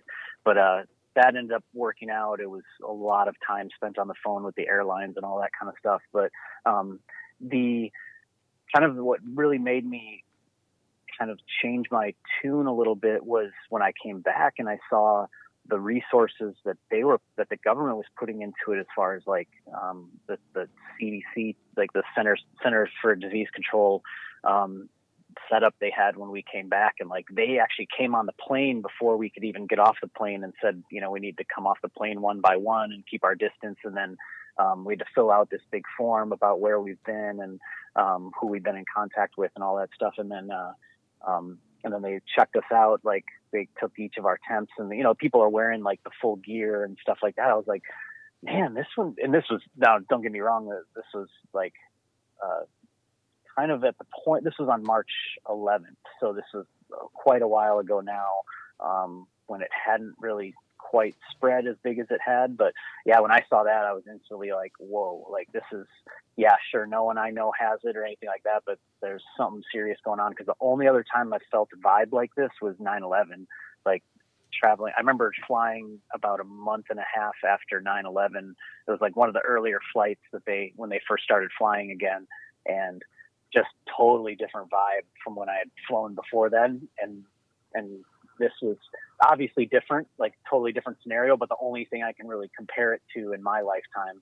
But I also feel, I think we're lucky because we have this communication. We have like, we could see it coming a little bit. Like I was just thinking like, God, thank God we don't live like 100 or 200 years ago and we didn't have phones or internet or any way. Like this shit would just hit us like a brick. Like we wouldn't even know, it would come over your city and you wouldn't even know what hit you because there was no way to communicate with people from other cities, and at least like we can kind of share in the knowledge and the pain and the everything with like everything we have to go through with other people and hopefully mitigate some of it just via our communication, even if there is like misinformation out there and stuff like that. But man, just in general, I'm like, I should be feeling really like down on myself and whatever, but I feel pretty damn lucky compared to like if I lived in the like early 1900s or before, like it would just be like pandemics go through then, and man, you're totally screwed and you have no idea what hit you, and it's too late by that time. So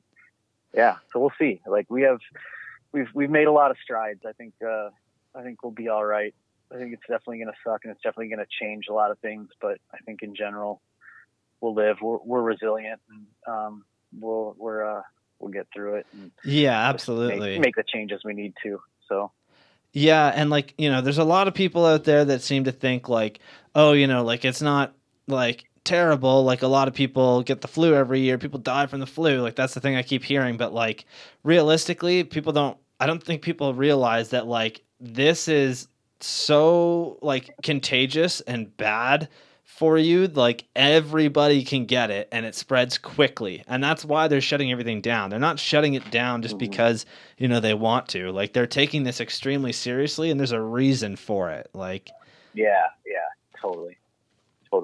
It's yeah, you don't really, it's just one of those things too. You never really fully know until it happens to you or someone that's close to you, or you hear like firsthand stories of how miserable it was. It's like, even when I was in quarantine, I was like thinking, oh man, this sucks. Like just, not being able to just go out or like have contact with people or whatever. But I was like, there's people who are in my exact scenario, but they're actually sick and contagious. So they can't, and they won't be able to hang out with their loved ones before it's expired. So, yeah, so that's like, that's kind of puts everything in perspective. And I think, we'll be, as long as we kind of obey for now, we'll be all right. Yeah, I definitely can agree with that. Yeah. So why don't we talk about the bakery a little bit? So the bakery was a park that you had built. It was kind of a privately owned thing, right? Mm-hmm. Yeah, it was. So it's basically spawned out of me living in Chicago, and there wasn't really any super close. There wasn't any. I lived in the city, and there wasn't any near skate parks nearby where I could ride in the winter, and just wanted something to ride. And I was originally when I was driving around, like I was seeing a lot of these warehouse spaces with for rent signs on them, and so I kept seeing, warehouse space for rent. And when I saw like all those signs, I was just thinking to myself, well, if this many places are for rent, like it must be driving the price down, because like Chicago's a kind of expensive city. It's not super crazy like New York or San Francisco, but it's a bigger city, so it's kind of expensive and more expensive than average. And so I just started to see things and started to just wonder, like, well, maybe I should just poke my head around and see what I can find and build, at least have a warehouse space where I could put like a grind box and a quarter pipe or like whatever, something really basic. And I ended up finding a really crazy scenario, which was it was an old bread factory building. So that's where the whole name, the bakery, came from. And it was an old bread factory building that was like a historic landmark for the state of Illinois and city of Chicago.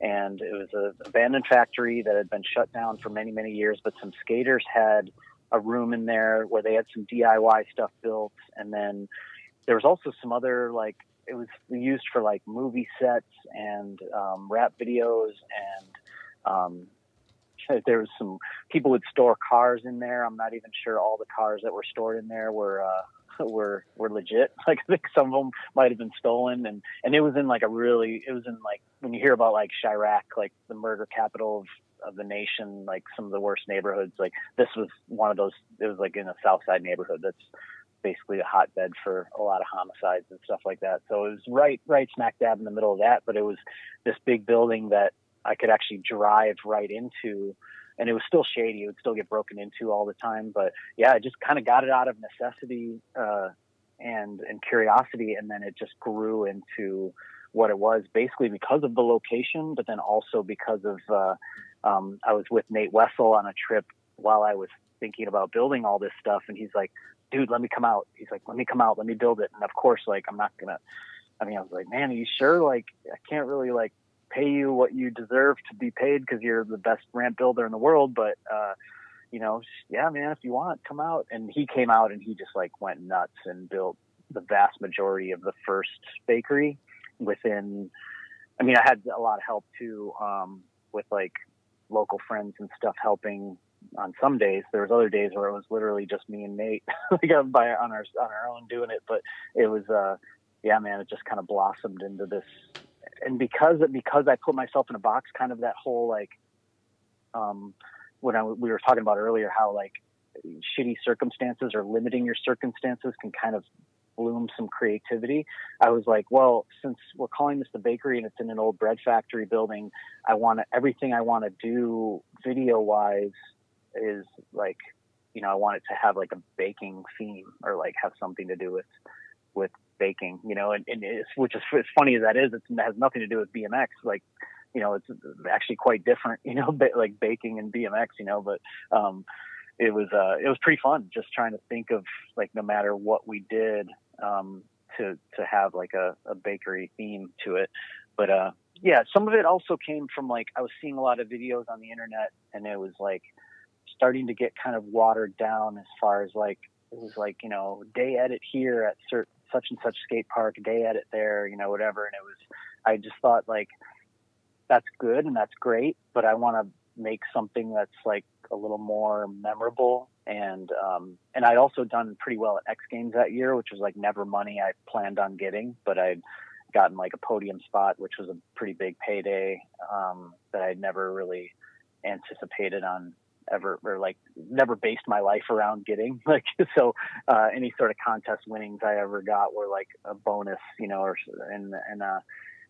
can go one of those two ways. Like when you come into a scenario like that, I could have bought like a nicer car or could have whatever, put that towards something. But I was like, I want something that, if I get a nicer car or something, like I drive a Honda and it runs fine. Why do I need a nicer car? Like I don't need one to get chicks or anything like that. Like I'll just like, I want something instead that I can like share with my friends and like have good times and share our passion and then also create videos that are motivating.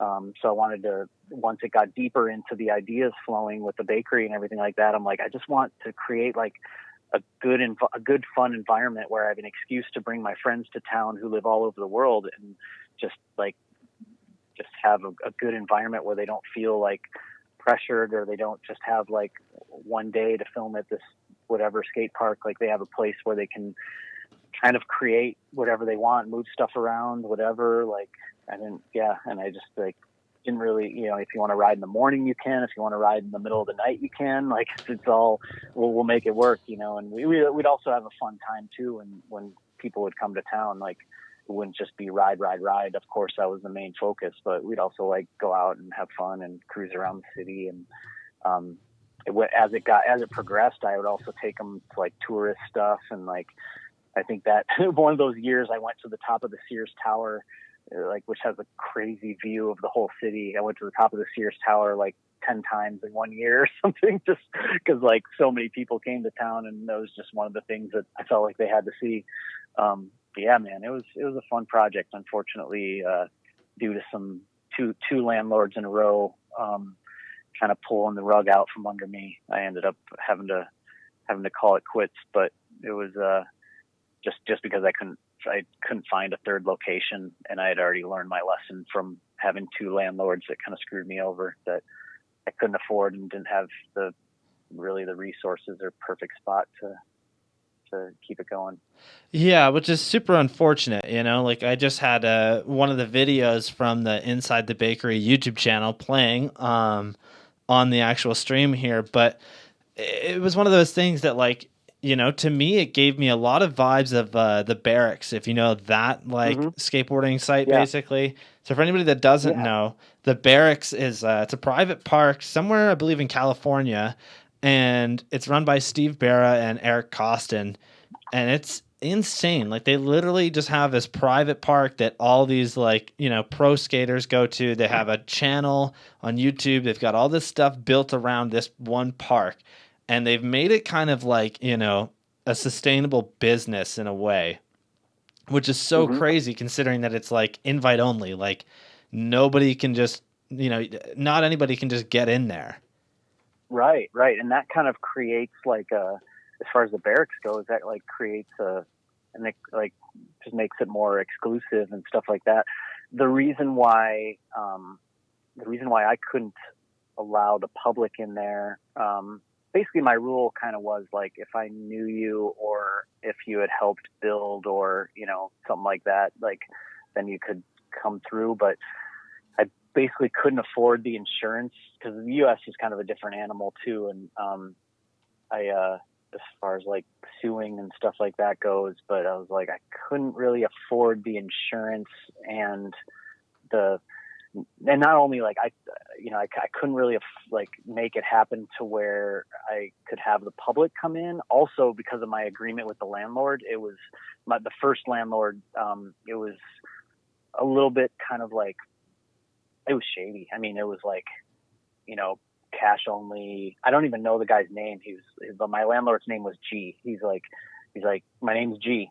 He's like, that's all you need to know. Didn't know his first name, didn't know his last name, but he was like really down with what we were doing. Like he liked it, but at the same time, he was like, we don't want like tons of people coming in here. Like I really like you guys. I really like the bike riding you guys do, and I think it's really cool. My son skateboards a little bit, so like, so that's awesome, and I respect it. But like, yeah, he was just, he was like, yeah, I basically like pay him cash for rent every month. And I mean, it lasted 2 years. And every once in a while, like some inspectors would come in and we'd have to like kind of take down the signs and just make it look a little more grimy or whatever. Cause it was in a super grimy area and a super grimy building, but I tried to keep my section like pretty nice and dialed, And Yeah.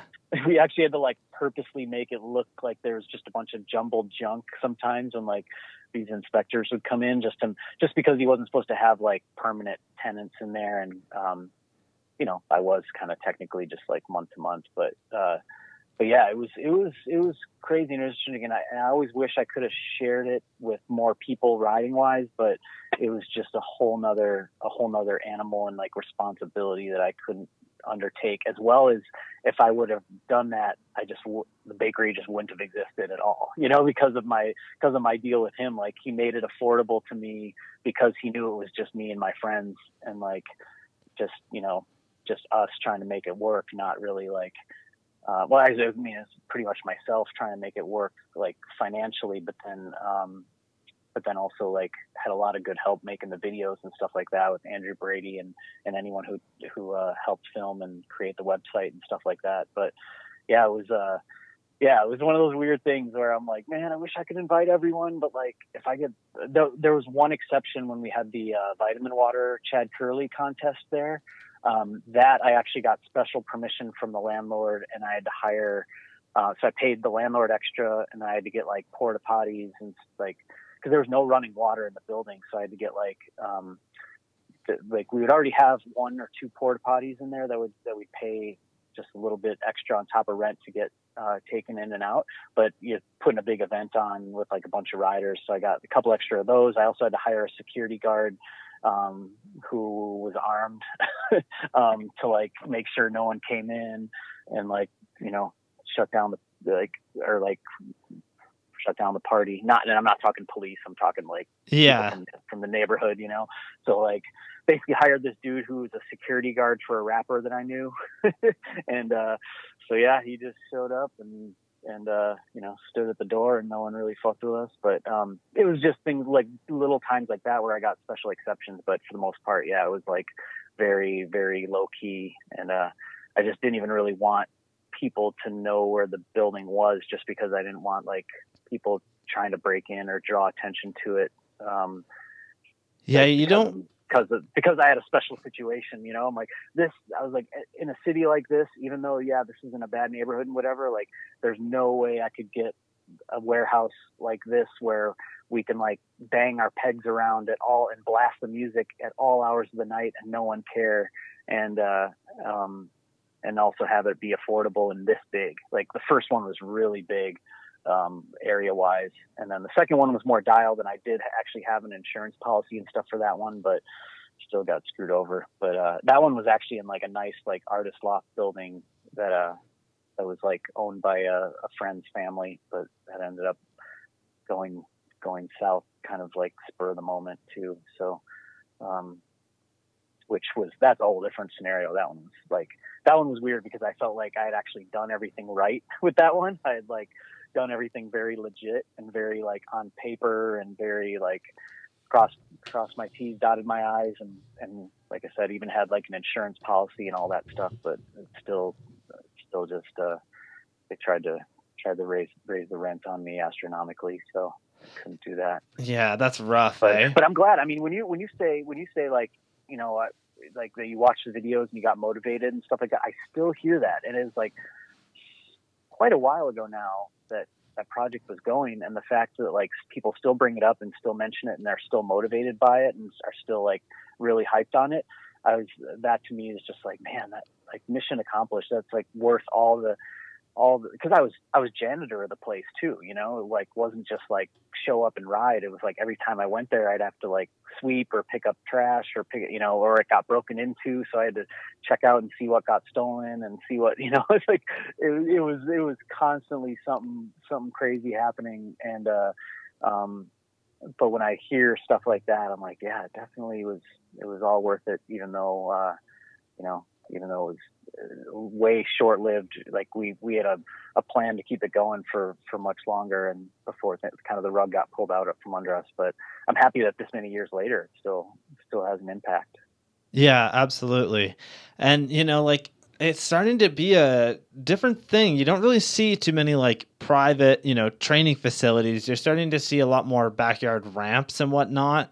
I had Nyquist on recently, and we talked about, you know, the unit and how that unfortunately came to an end. And it was one of those things for him where like apparently he wasn't really riding it much anymore, and it just didn't seem, you know, possible to keep it around, especially with like how much he was paying and whatnot. Yeah. And I got a shout out to him. Like I leaned on people like him for advice on. There were certain times when you're doing a project like that, where there's just things that are sort of unprecedented, or that you're just like, man, what do I do in this situation? I'm like, the only person I know that has anything like this is Nyquist, even though they're very different, like setup wise, like it's still sort of a similar thing. And he, like, shout out to Nyquist. He definitely gave me a lot of pointers and a lot of advice. And I think he even like connected me to the lady who got our insurance policy too. And when you think about like insuring a place like that, like, wait, what are you going to be doing in there? You're going to have like bike ramps and doing crazy shit. It's like pretty hard to get an insurance policy unless you know the right person and right kind of avenue to go through. So yeah, he definitely was like down to help as much as he could anytime I would hit him up. So that's awesome to me. That just shows like Nyquist has always like kind of been an awesome role model in that way. Like he's just always down for BMX no matter what it is, and always down to help out and see things grow. Yeah, exactly. It's actually kind of interesting to see that, like, yourself, Nyquist, as well as Escamilla, you guys have all done like, judging or something within the world of like BMX and like the UCI stuff. Cause like, Nyquist is a coach right now for the female and male team for the United States. And then Escamilla, he's done like judging for X Games, Real BMX Street, and a couple other big projects. And then yourself as a judge, it's really cool to see that like some of the best in the world, or like the biggest names at one point, are, still in it and still doing something, which is rad. Like, not to say that they're not, Yeah. And I don't see it any other way. It's like, I think that's when you've kind of when you've like given everything, or like put everything into something, when you like, I still love to ride so much to this day. It's like you also gain kind of a bigger picture at times of like like, oh, well, I guess, I also want to help it grow in this direction, or make sure that, it keeps its integrity in this way or that way. And, it's always, it's always great. I think it's of course never like not always easy. I'm sure with Nyquist's job, for example, like he probably has, I don't know, but he probably has like, bosses maybe that are like, oh, what are your results from this last weekend? And like, there's some things that just like maybe are beyond his control. Like, I don't know, maybe a couple of his riders crashed or something like that or whatever. Like, and he has to like maybe answer. I'm just like, basically what I'm trying to say is like, he probably has unfun, like times that aren't fun with that job. But but when you look at the whole picture holistically, it's like, man, what an awesome kind of dream job at the same time. Or like even something like judging, it's like, man, yeah, that was stressful. And like, my mind is like warped in a million directions from like trying to make these tough decisions all day. But I just got to see some of the craziest riding I've ever seen in my life. And, it's like, might be in a country I've never been to, or, and I've also met some awesome people. And, that's the other thing too, with, going back to kind of the UCI stuff and P stuff and these riders, like they're all cool too. It's not like, I don't know, like you'd think because the competition is so high, you still see the camaraderie. Like when someone does something crazy, you see all their quote unquote competitors like cheering for them and stoked. And that is like, that to me is like that's what got me hyped on BMX to begin with. Cause I played all these other sports, and like, you don't want, in these other sports, you don't want your other team to win or whatever. And I was watching these BMX videos, and I would hear in the background when someone would do a crazy trick, I'd hear like all their friends be like, yeah. And I was always just thought, like, as a kid, I was like, that is the coolest thing, man. They're like, they're kind of like, I'm sure they're like pushing each other, and they want to be better than they were before and whatever. And I'm sure you always want to do well in a contest, but the fact that I still see those people when they're like competing for something as big as like Olympic points and whatever sponsorships and all that stuff, like serious stuff, that they're still really, and a lot of them still ride with each other too. Like they'll ride like whatever Daniel's warehouse, or ride each other's warehouses and stuff. Like that's the other awesome thing that I see, is that not only do they have these facilities, but they're like inviting their quote unquote like competitors, which are in actuality their friends that push each other. But if you were an outsider, you'd look at them as competitors. Like, wait, what do you mean? Like you don't see like the Blackhawks going and training at the Red Wings, or like the Maple Leafs, like training center or something like that. Like it's all their own stuff, and they don't want the other team to win. And but yeah, it's cool that BMX still has that. It's awesome. I hope it doesn't go away. Yeah, and that's I think going back to the bakery. That's what it was all about too. It wasn't like whose video was crazier than the other. It was like just everyone's going to bring something different to the table. And like so there was times when like a rider would be there sessioning, and I'd leave to go get everyone pizzas or something, and I would come back, and there would be, I wouldn't even know what the hell was happening. There would be like, especially I remember one moment when Ben Lewis was there, he had the ramp set up in such a weird configuration that me as a BMXer, sometimes I could like always kind of figure out, and knowing the riders too, I can like kind of figure out, okay, they're probably going to do this. Well, I showed up and Ben Lewis had this set up, and I was just like, what the hell are you doing here? Like, you know what I mean? And this is me as a BMXer who built this place talking. Like, I'm like, I should, there's no way I could ever see or know everything that's possible in there, because everyone brings something to the table and has a different vision. That was the beauty of like having the movable objects and stuff like that too. But I just loved that I would like leave for a half an hour to go get everyone food and come back to just like my own place just being completely rearranged, and some absolutely insane that I never dreamed of being done there. It's just the coolest feeling. Yeah, absolutely. And like, I think that's what's so cool about BMX for a lot of people, is just the fact that like you're not against anybody. Like in reality, BMX is all one big team, if you want to look at it that way. Like for the most part, anybody. We're basically against gravity some of the time, and that's Yeah. about it. We're against gravity and injuries, and that's and most of the time, weather. Yeah, most of the time, gravity kicks our ass. But true. oh That's true. man. So let's talk a little bit about some of this. I got a jet here in about 5 minutes, but I like definitely want to touch on anything, and I'll try not to ramble. No, that's okay. We missed. Yeah, sorry about that, but no, it's all good. Sure. I actually lost track of time too, and I was like, oh damn. Yeah, having a good time, eh? I wrote like a huge thing with all these questions, and I know that it's a great podcast when like I haven't even gotten through a quarter of the questions. Like I don't know, I've been in podcasts before where like, I've been there and only had like 30 questions set up, and I'm done in an hour, and that's always kind of like, it was good, but like it's awesome when we get a casual conversation like this. Anyways, so there is one last photo that I would like to talk about, and then we'll just do our last little bit to end it off. So there's a Smith grind that you posted on Instagram a while back, and it's you doing it on the side of a building, like a glass like rail thing, and there's a huge drop on the other side. How did this come up?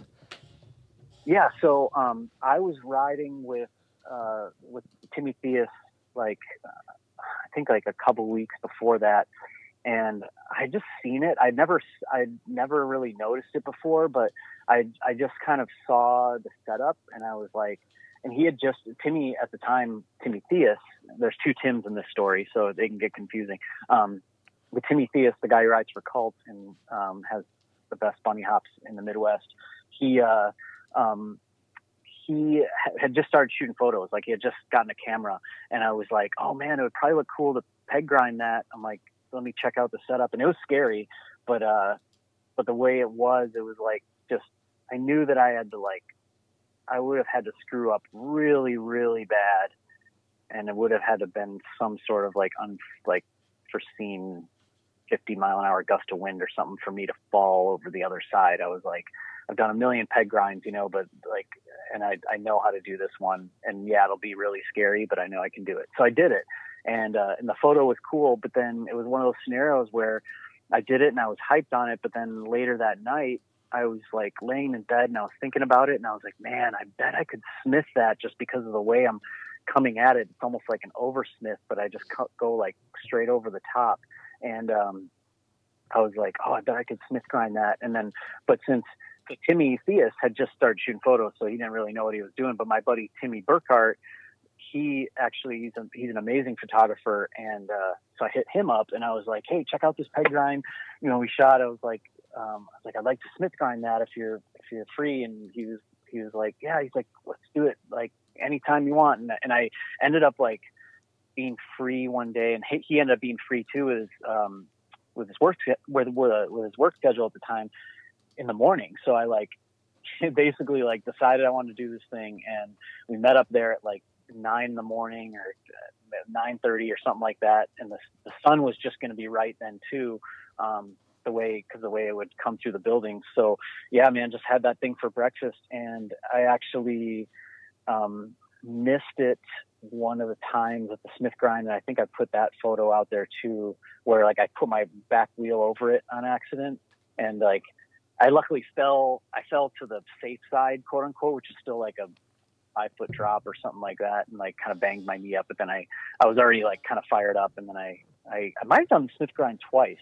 But yeah, it was one of those things, like it was just scary, but it was like, I'm like, I've smithed how many flat rails, and like this is basically the same thing, just with consequences. And if I just treat it, if I block everything else out and just treat it like a flat rail, I'll do it no problem. And I remember the one I pulled, I actually grinded for like I locked in for way longer than I expected to, which felt really cool, but it was kind of unexpected, like, oh shit moment. But yeah, the photo turned out crazy. And there's actually, there's even more details about it that are going to be coming up in the next issue of Challenger, which is a local Chicago BMX magazine. I'll try to get your hands on a copy of one of those when it comes out, because I think you'll be you'll be hyped on it. Oh, hell yeah. Just because it's like, like a local scene kind of thing. Well, I mean, Yeah. cover stuff from all over the place, but it's really good.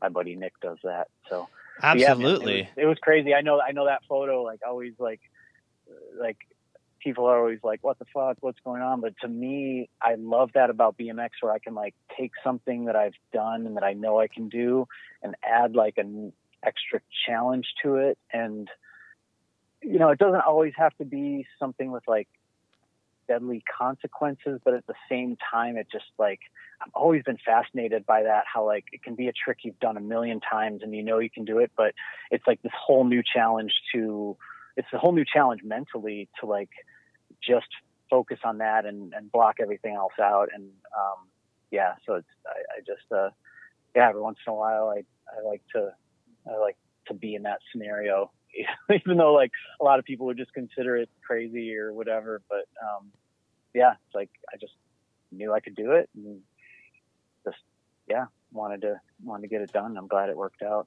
Yeah, it's an incredible photo. I was trying to pull up like a full-size image of it, but unfortunately I was slacking today and totally forgot to download that earlier. But I did pull up just the Instagram of it. It's very, very insane. Like, if you guys haven't seen it or it didn't really look good on your screen there, go to Brian's Instagram. It's not that far down. You'll know when you see it. Like, it's mind-blowing. Like, just the craziest setup.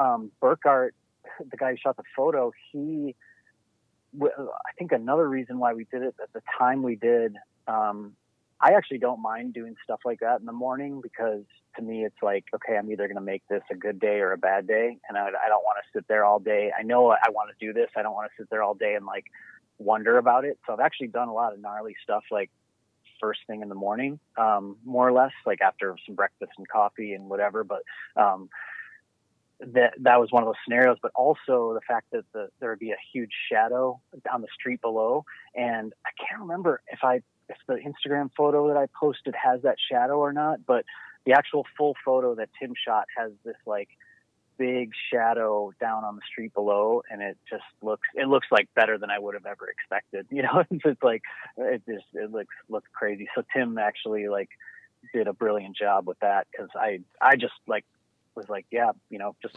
get me while I'm in the Smith, basically, like while my peg is on and my tire's on, and we got it done.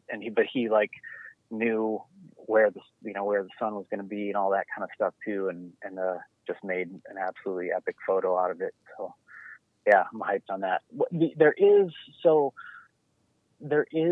like a little ledge. It's not like a straight down where I'm smithing, but it's pretty close. The ledge, but if I would have say fallen off on that side, the ledge is only like a few feet maybe. So it's still, don't get me wrong, I was like definitely like trying to not to shake while I was up there doing it and stuff, but I was definitely scared. But it was like there's like a tiny little ledge there that would have maybe offered you just a little bit of security or something, but I don't know. It was there's like just enough space, it looks like. So that's crazy. I like that. I like the relationship. I like the like working with a kind of like I love like the vibe you get when you're riding with people and whatever, but I also love the vibe of shooting a photo or filming a clip with a photographer or videographer, because it's like sort of that shared shared vision or talent or whatever, that is like such an awesome feeling when you walk away with something that you're both psyched on. Yeah, absolutely. And obviously for me, it's like walking away with my health and a trick that I did the way I wanted to, but then also to like relive it through that photo or video clip is always like such a cool feeling. And man, there's like I'm sure you can relate. There's a bond that happens with like people that you film with or shoot with or whatever, that like just like a trust that you build after you've been through so many crazy scenarios. So Yeah, Yeah, those are. exactly. We when we were filming a full-length video, that was like when I felt the closest with my crew, because Hmm. you're seeing through everything that they're doing. Like you're there the entire time. Like Yep. you're there 100 tries later, you're there 100 days later trying to get it. Like you're there the whole time. Yep.